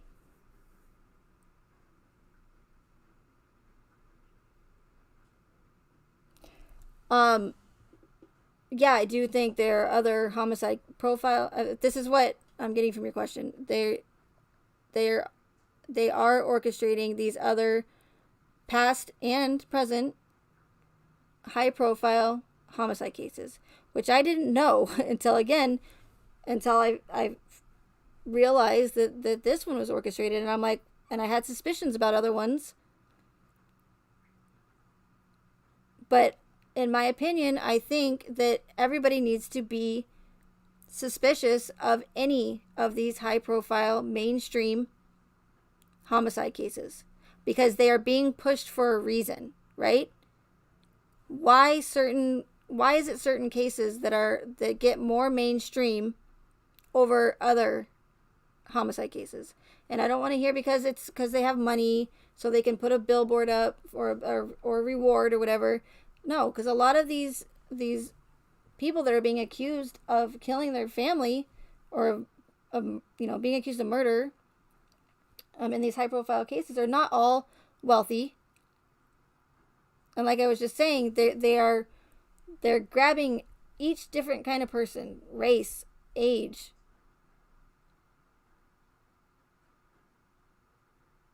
Because they want people to think that stuff like this can happen with people who don't have a reason to do it.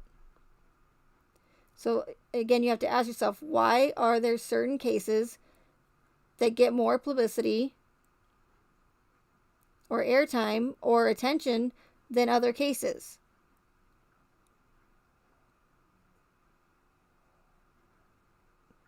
Over any other ones.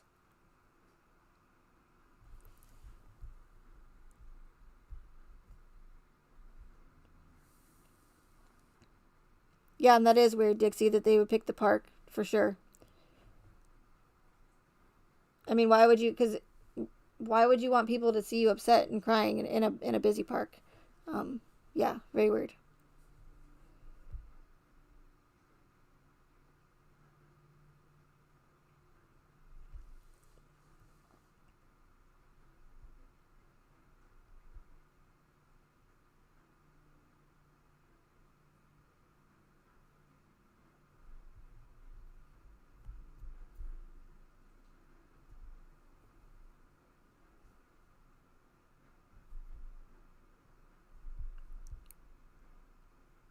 Southern Lady, I missed the typo. I'll see it when I go back and watch the chat. I always do.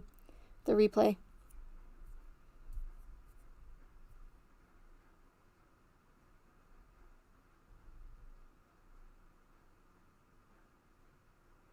And yeah, through the lens. Yeah, that was strange. To me, I got the vibe of, or like a when Amanda Thayer was wearing the same shirt as Shanann's. She was wearing the same, in the video that Shanann's wearing that shirt, the orange one. Shanann's also wearing those like big bug-eyed sunglasses. And Amanda Thayer is wearing sunglasses. They're not the same exact ones, but they're almost identical. And for some reason, I got this single white female vibe. And a lot of people will say that's not strange. A lot of people have the same clothes. Again, you have to put all the other connections and circumstances into context, into play. It's not just saying, oh, that's weird that Amanda is wearing Shanann's, orange shirt that she was wearing in her video, so that must mean the whole thing is orchestrated. That's not what I'm saying. You have to put everything into context.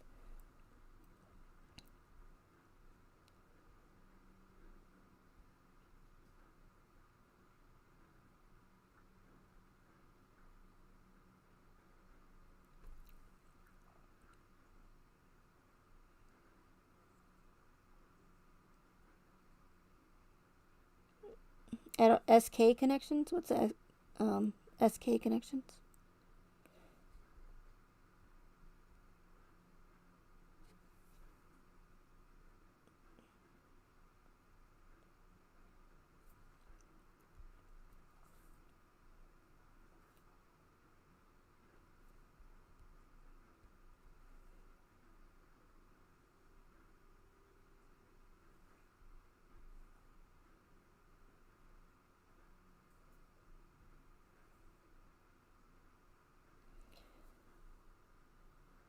And Elfin, yeah, and I've to your comment about the Satanism and sacrifice, there's many people that have mentioned that or who have thought that it was a sacrifice or think that it's a sacrifice. The reason why I don't is because, and in these orchestrated events, it doesn't mean that all the time that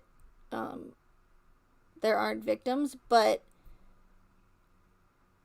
when you don't have that, you won't have the families of the victims, right, asking for answers all the time. What happened to my family? What happened to my daughter? What happened to, and it's interesting, and I'm glad you brought that up because I wanted to bring that up. And of course, I spaced it. Look at the behavior of the Watts and the Ruseks, right? There's so many people who are fighting for the truth in this case, in this true crime community. And what have the Ruseks been doing, and what have the Watts been doing? The Watts have been just sitting in the background, doing whatever, and then the Ruseks are going on social media, causing chaos, causing division, acting straight up like just crazy people, not acting like a victim should. And they're trying to convince people really hard that the official narrative is 100%, true, and that law enforcement did everything they could to make sure that the right person is where they need to be, and there's no one else involved, even though there's a shit ton of holes and inconsistencies. So you would think that these two families would be asking for these. They would be at Rourke's door demanding answers, making sure. And it's not because they have more information than we do, or that, they saw the 200 unredacted pages. No. They would be, suing Anadarko most likely, or at least saying, how could you let this happen? How could you let one of your employees take my daughter and my grandchildren and you not have security or whatever, and allow that to happen on your property, or the property that you're releasing, or something? Do you see what I'm saying? Like, I'm just trying to give examples, but in real life, you would have those two families trying to figure out what happened to their daughter or granddaughter or whatever. But we don't see that. We don't see that from either families. We see them getting help from channel creators or people that go on YouTube channels.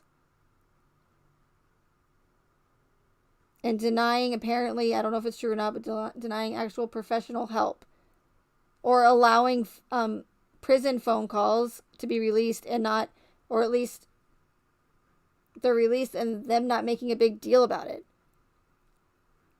Right? Because they're a part of it. They're causing all of it. They're playing their role. So, and that's what my point is that, yes, can sacrifices happen? But it's better to not have victims. And I'm sure that I'm going to probably regret saying that right now. But because the algorithms. Because you don't have those families in their faces asking for answers of why their loved ones are dead, right? So it's a lot easier to have no victims.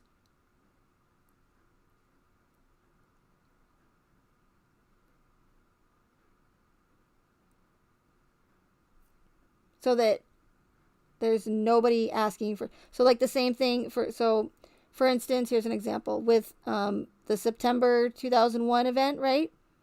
You have those group of women, or the wives, that were married to those firefighters, right? Who lost their lives. What did those women do? They were, up in this ass saying, we want that report. We want the whole report. What the fuck happened to our husbands? We want answers. And they made a big deal. They made a big, got a ton of attention. Because they were demanding answers. That's something that they don't want, that they're going to try to avoid. They don't want people asking what happened to their family members. Why they don't have them in their life anymore. Why they're dead. Demanding answers. And that's why you don't see the Watts or the Ruseks demanding answers and acting like not victims. You don't see, we're not seeing like what, as far as we know, is what a normal reaction would be to these families, right? Because I've heard many people say that. Why aren't the Watts or the Ruseks, why are they so content with the official narrative? And why aren't they fighting for justice? Why don't they want Nicole Kessinger to have a polygraph test? Because they're in on it. Or they would most likely be doing that. And it's stuff like that that people need to look at and think, that is weird. Why are the Ruseks so content? And why are the Watts just sitting in the background and just allowing leaked phone calls to come out? And why are they associating themselves with social media creators? Why is any of the families on social media at all? It's not real life. This doesn't happen. What do they care what a nobody armchair detective, sorry, but he's really not, although you might think he is, on social media? Why would they give two shits about what he thinks? Or anybody else for that matter on social media?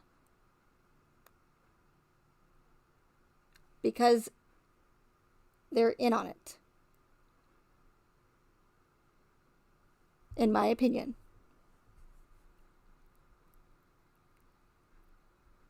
Hey, Forrest. Yeah, yeah, dioptase rhymes with psyopcase. I know, that's crazy. That was a good catch. Dioptase, psyopcase. I'm just kidding. I won't sing. I won't do that to you guys.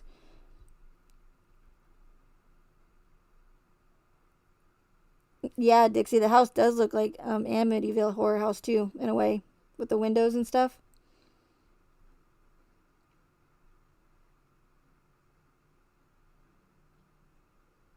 And that's the thing too, Brandylyn. It's like, Brandylyn says, why can't I find Watson inmate lookup, but people are getting his visitation list and commissary?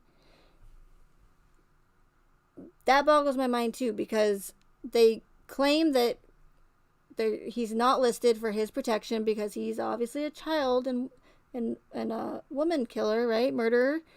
And his case is so high profile that he needs to be protected. Not only him, but also protect the correctional officers, right, at the prison, because the more that people go after an inmate, the more the correctional officers, life or are put in danger. So they say that, but then they tell us all over mainstream media that he's being transferred to Wisconsin, and we know that because they went and did an interview, Tammy Lee, right, and Coder said the Wisconsin interview. I mean, come on. Unless they're just totally misleading us. But then if that's the case, then who the hell are they writing in Wisconsin? But it makes no sense. It totally defeats the purpose of unlisting him as an inmate, right? If you're just going to tell us and have this big old recorded 5-hour long interview, bunk interview, totally stage interview, where they totally led his answers and totally, like totally.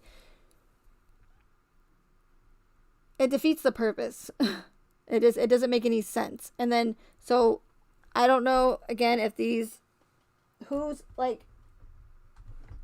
sorry, I gotta plug my phone in. I'm not sure who or how they got these,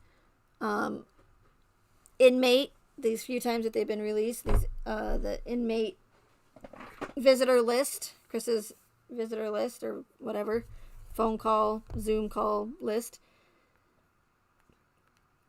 But yeah, so why would they, like you said, Brandy, why would they just say, okay, you requested his visitor list, here you go. But I thought we were supposed to be protecting him by not letting people know where he is. And by doing that, we don't put him on the inmate list. It makes no sense. So either, Somebody just like, and that's the thing. People are so quick to believe that just because they see a visitor list on one sheet of paper, right, that has some lines, some grids on it, some tables, I should say, not grids, with a couple of visitors. Sometimes, you know how easy that would I could type one up right now as we speak. You'd hear a lot of typing, but I could. Wake up tomorrow and say, hey, everybody, I got Chris's new visitor log. People probably wouldn't believe me, but you know what I'm saying. For the ones that the creators that always seem to get the, inside scoop information and all this evidence, right? People would believe them, and they do. But it's just a piece of paper. It doesn't prove anything. It doesn't prove that he's in prison. It doesn't prove that that's who's actually seeing him. It would be so simple to just type that up and make it look like a real visitor log. And people still believe it. Well, I saw it on a piece of paper. It must be true. Those people must be seeing him in prison. What are you talking about, Megan? You're crazy. That piece of paper proves it. No, it doesn't.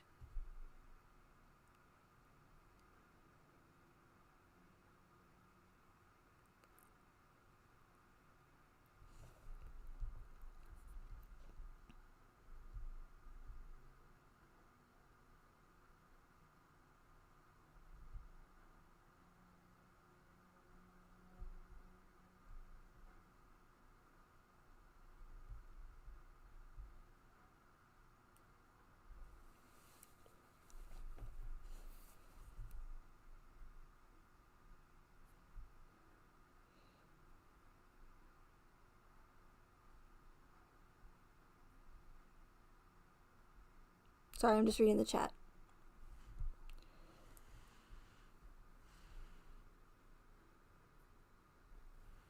Oh, okay, so it's been 2 hours? Alright, so we'll probably wrap this up then. I just don't like to make these too long.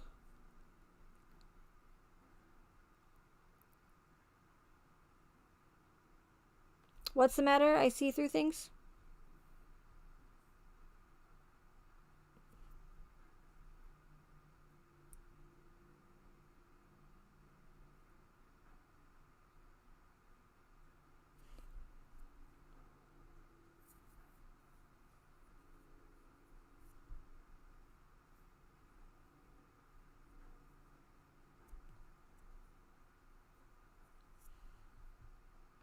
Pigeonly? I'm not sure what that is. Is that the commissary thing through the lens?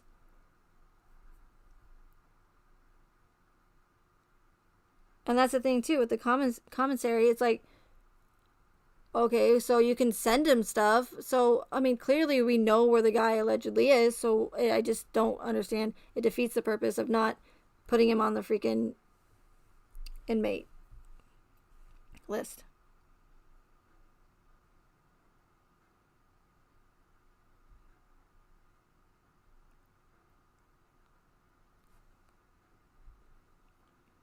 I'm sorry I see through things. I promise I just have not had a chance to, I want to be able to respond to your entire email, in one sitting, and just, I don't want to miss anything. Do you know what I mean? Because it will take time for me to respond back as well. So please don't be frustrated.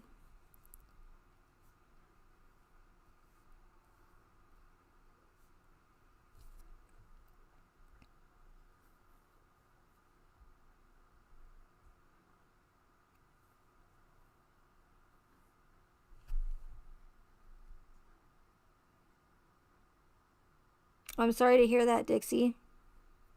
So sorry for your loss.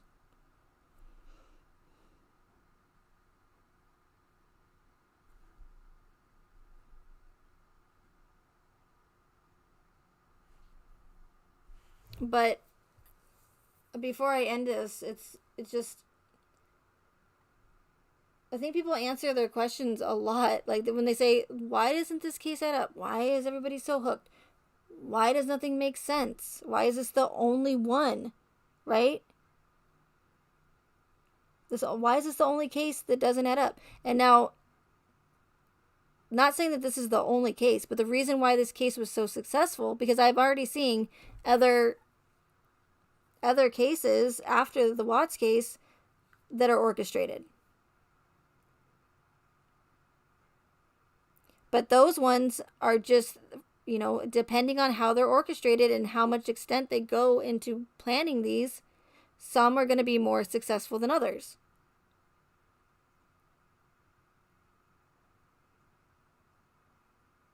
It's okay, I see through things. You don't have to, don't apologize. You don't need to apologize for anything. I don't want you to be frustrated. By all means. But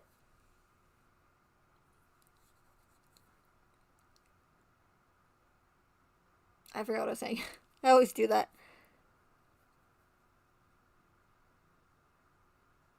So what I was saying is some are just more successful than others, and the way they put this case together and the extent that they went into doing it is why it's so successful. So, and they come in all different sizes. They don't have to be this big and this this mainstream, but they will be mainstream. So, for example, your Alexis Sharkey case, orchestrated. But it's not as popular. I'm sure there's still people talking about it, but it doesn't grab on to people like the Watts case. So it just all depends, again, on how they planned it. Because, they're not all going to be perfect, and they're not all going to have an effect, but that, on so many people as the Watts case, and as addicting as the Watts case is. But you have your Alexis Sharkey, in my opinion, is orchestrated. You have your two little boys, right, that were abducted, orchestrated. You have, I know you're probably gonna think that's crazy, Megan, because now you're just naming them all. But again, I would question all these high-profile tragic events, whether they be abducted, missing, murdered. They are in the mainstream media for a reason. They get this high-profile attention for a reason. And you know why certain ones do and how? Is because all of the mainstream media outlets work for the powers that be. They're all connected. That's why they always push the same narrative. They beat that official narrative into our skulls. And then as soon as they're done doing that, they stop covering the case. That's why you haven't seen mainstream media cover this hardly at all in a long ass time. But no matter how big or how small they are, they're still made high profile to push an agenda or agendas, whether it be money, whether it be to take one of our rights away, whether it be to cause fear, whether it be to push a law. Did I say that already? Money, fear, law, agenda. Rights. Those are all agendas. Take our rights away.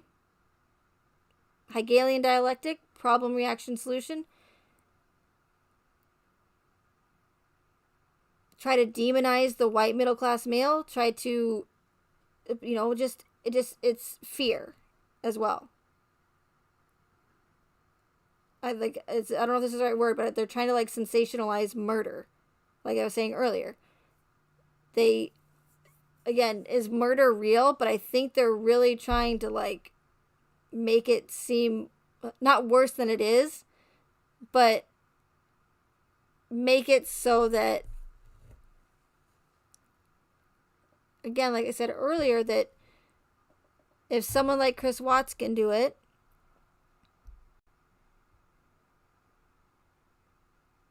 to his family, then what's stopping it from happening to your family? And then they don't give you that motive that puts people's mind at ease, right? Like, oh, okay, so that's why Chris did it. So now I can sleep at night because my husband or my significant other would not do that for the motive that Chris had, right? It's done on purpose. They didn't give us a motive in this case for a reason. And I've seen it happen in other events. Because the majority of people, they want closure, and that's why they're supposed to be transparent. And that's Rourke's job, is to provide the public, or at least the people of Colorado, some sort of closure and safety, explaining why Chris did what he did. But they don't. They don't do that for a reason. That's why they left us with so many unanswered questions, and they will never answer those questions. So that we're always constantly in fear. And not only that, so that we are distracted and we try to figure out what the hell happened in this case when it should have been open and shut as far as transparency goes. There's no reason why, with that amount of information released, that there's more unanswered questions than answers, when there's less unanswered questions in other cases where they have not been as transparent. And that's what people need to realize, that all of this information was released on purpose. Not because they wanted to be transparent, because they were saying, hey, you the public, you deserve to know what's going on in your own state, in your own country, whatever. Here we're being transparent, and they make it seem like that, so they look like the good guys, and they're doing us a favor by releasing this information to us, when really it's all in their favor, and it's doing harm to us.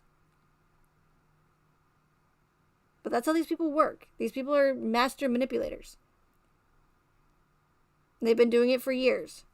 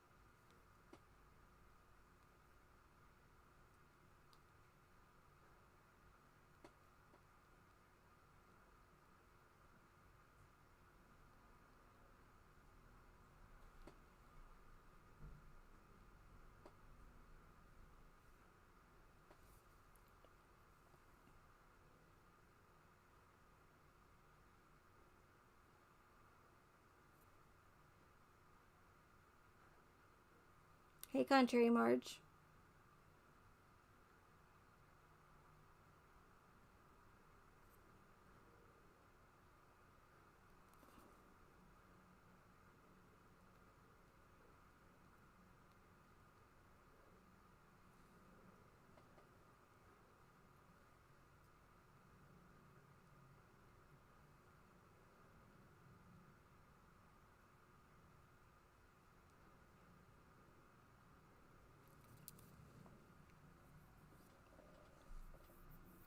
And that's a good question, Country Marge, about when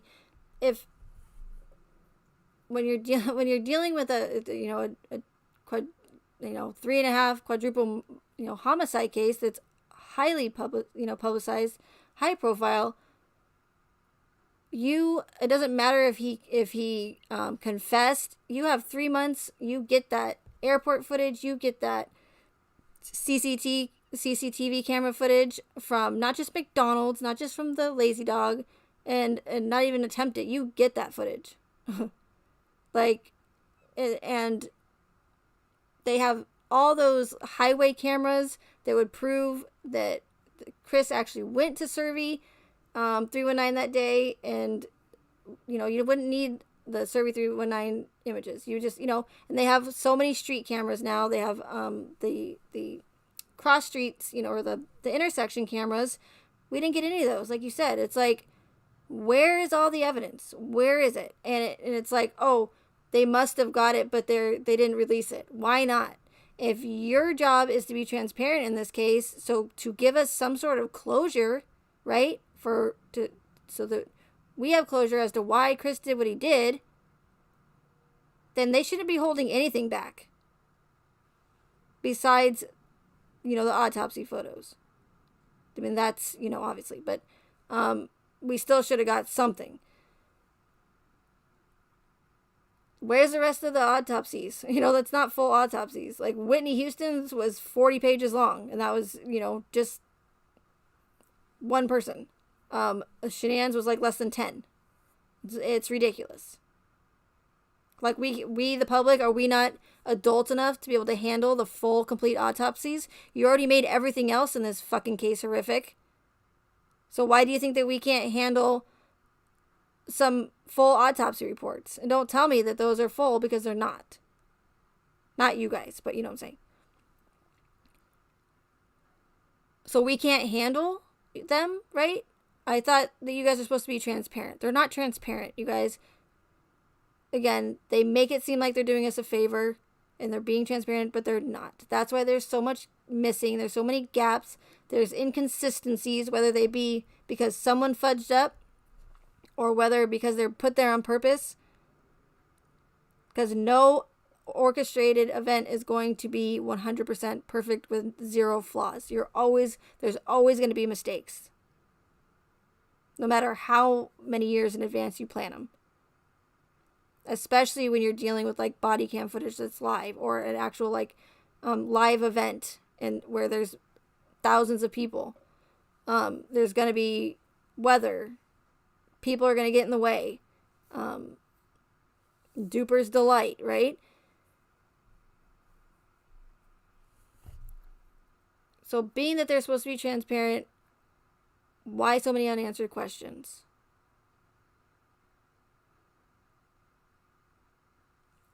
And the majority of people are going to try to solve this case until they're blue in the face. And they will never, ever, ever. They can come up with every theory in the book, you guys, okay? Go through the discovery as much as they want. It's impossible. It will be impossible. It is impossible to solve this case. This case was never meant to be solved. On purpose. Do you guys see what I'm saying?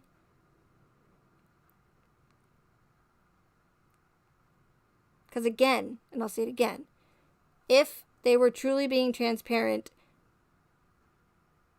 there should be no unanswered questions, or at least not that many. And we shouldn't be sitting here 2.5 years later trying to figure out what the fuck happened. It's done on purpose.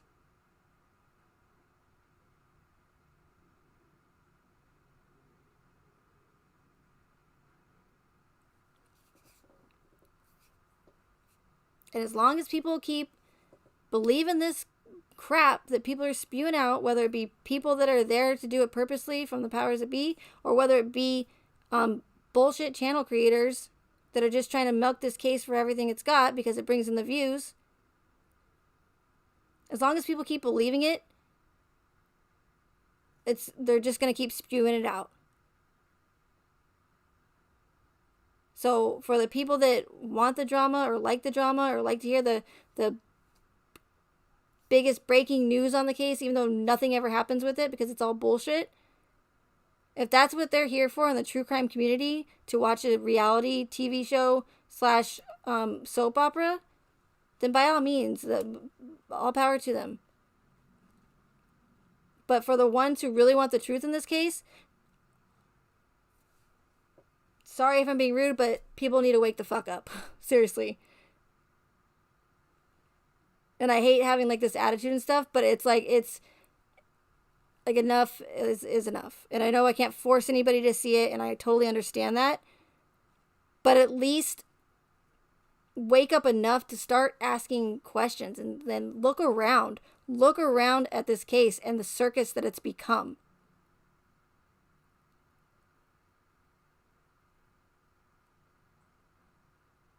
And realize that all this, again, crap that these people are putting out in these stories, and that when has anything ever come from it? Any of these theories or this breaking news or these prison phone calls? And am I 100% positive that nothing's going to come from this 35C? No.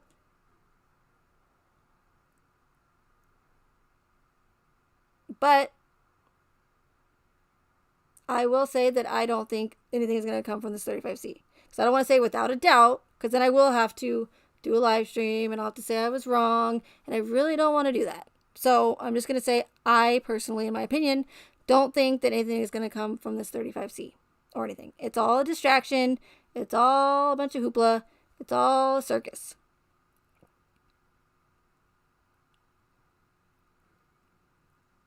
And before I end this, and I just said I was, a few minutes ago, I said I was going to end it, but before I end this, and I've said this before, give it time, and it's already happening. Give it time, and you will see a little bit over, a little bit here, a little bit there, over time, slowly but surely, these Watts videos are going to disappear. Gone. Finito. Au revoir. Avidase. Poof. No more. Is there any more? I'm running out. I'm sure there's many, many more, but a little bit at a time, just like they have gone in and started redacting the discovery, slowly but surely, because if they redacted it all at once, it would be too obvious, right? And they're going to be like, people are going to be like, what the fuck? You guys had this all released with none of it redacted, and now all of a sudden you're just going to redact the entire thing. But what they've been doing over time for a while now is, like I said, going in to that online discovery. I mean, even though that obviously people have it downloaded, doesn't matter. They're just backtracking and saving their asses, so that people will be like, I could have sworn that was not redacted when they first released it, but now it's all redacted. Like, so making people feel like they're crazy almost. Or that if anybody does say it wasn't redacted, people are going to go on there and say, what do you mean it's redacted?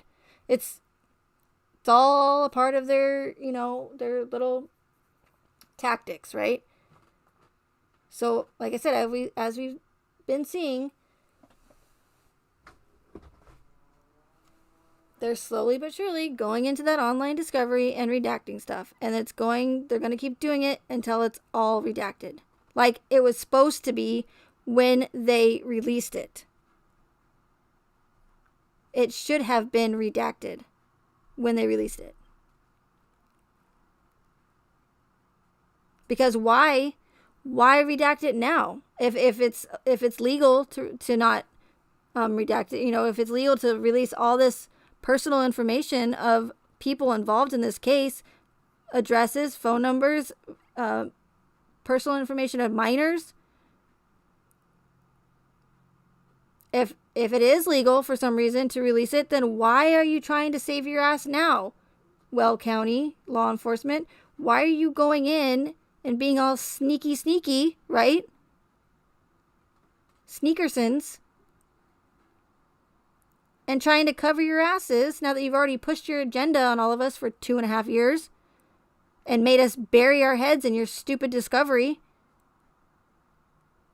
Trying to figure out what the hell happened with this case, right? Now you're gonna go in and slowly and don't announce it. Of course, you're gonna go in a little bit at a time and delete and redact this name and that name and pretend like it never happened, right? And we're the crazy ones that just made all these videos with it not redacted. But you know how they take care of that so that we don't have any proof that, see, I told you it wasn't redacted. They're going to start hitting people with, like they've already done, privacy claims, even though they were the ones that released that discovery with all that private information, which they are now hitting up channel creators for privacy claims. Now, you might be able to appeal it, but they're just going to keep hitting people. And even if they're false claims, I don't know for sure, but once those videos are deleted, they're gone. YouTube might be able to bring them back. And the ones that they don't delete, you can appeal, but they know that some people probably aren't even going to appeal it because they don't want to bother with it, or they don't think they're going to win, or they're going to hit them with false privacy claims, delete their videos, and now that creator can never get those back. So now they just deleted 5 videos? And okay, maybe the creator appealed a couple other ones they didn't delete, but they still have those 5 videos gone, right? And that's what they do. And they will, over time, I don't know how long, but one day, how many people are in here? 33 people. Oh, see, that's Masonic right there.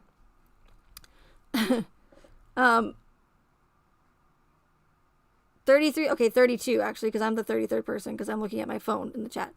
So 32 of you heard me say it here, that there's not going to be any Watts videos left on social media. And what I mean by that is there's not going to be any videos that go against the official narrative, are conspiratorial, that accuse Kessinger of being an accomplice, that accuse Shanann of being there. There's not going to be, let's put it this way, the only ones that are going to be left are the ones that come from your mainstream media, like Denver News, HLN, Dr. Phil, blah, blah, blah, and the ones that are, body language of Chris Watts, or the paranormal ones, because the paranormal ones bring in views, brings in money. It's distraction from, and no offense to anybody making paranormal videos. I'm just saying it's distraction from the truth of this case.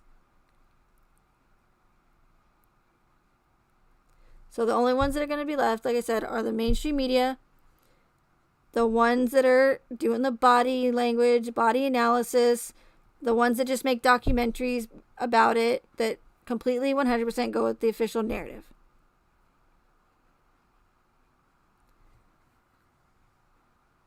But eventually there's going to be none of the other ones left. And if there are, there will be very, very few. Because that's what they have done with other events. I've watched it happen. And which is one of the reasons why I cannot provide you with more evidence that these events exist, because of organizations like the Honor Network, Honor, don't let it fool you, who go around and mass flag conspiracy theory videos, or any videos that go against the official narrative. That's their job. That's what they do. That's what the organization was for. Don't let it fool you to say that they're advocates for victims of these tragic events. It's bullshit. Mass flagging videos that question an official narrative, that have holes in it, in many holes and inconsistencies, is not harassment of victims. That's bullshit. We are allowed to question inconsistencies as the public. We're allowed to know what the hell is going on with law enforcement and in our government. So the fact that they're going to try and say that questioning a tragic event that has many holes and nothing adds up is considered harassment of victims of these events, again, is bullshit. It's just a cop-out. It's just a reason for them to get away with mass flagging these videos that go against the narrative. And the ones, I want to make this clear, the ones that are still up, the ones that are obviously putting out disinformation, or the ones that are accusing people of murder, those ones are still up because they're pushing an agenda. So if you say, why is this one up, or why is this channel up when they're accusing Shanann of murder? Because it's deflecting from the truth. And that's why they're still up. That's why Chris Watts still has a freaking YouTube video channel up, or a YouTube channel up 2.5 years later when the guy's supposed to be in freaking prison. Why would YouTube associate themselves or still have that? There's so many channel creators out there that can barely even keep their channels up. And they're not allegedly in prison. So what's that say? It's because they want people to go and Google Chris Watts and go to his YouTube channel, watch his stupid presentation or whatever he did of his stupid communications class, and see the foreshadowing in it, in the predictive programming where he practically predicts again, just like the trailer on Nate's TV, mirroring the case, right? And subliminally condition people.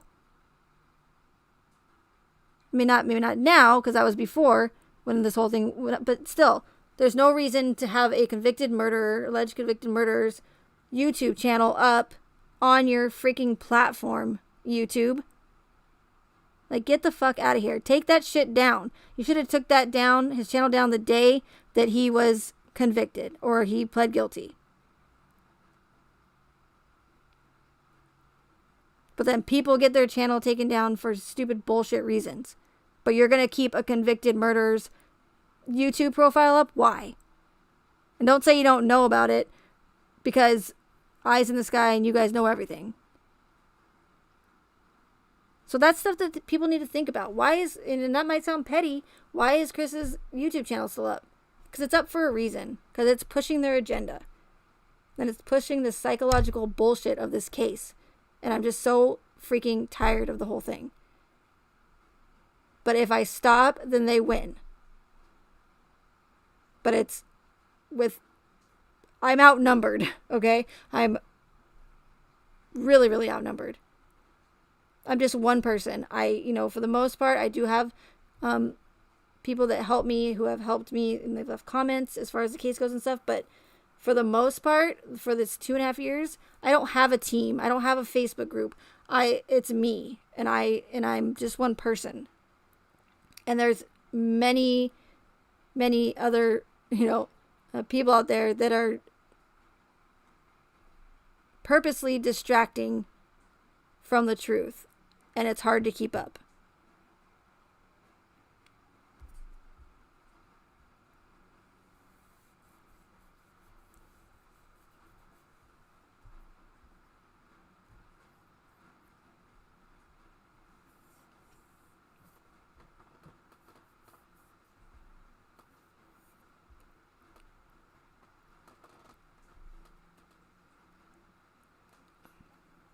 Hi, little baby. Is it wet out there? Did it start raining? Okay, Mama's gonna end it. My poor kitty. He went outside and then, because he knows like right when it stops raining, and then he'll wake up and then go out. Oh, don't walk onto my keyboard though.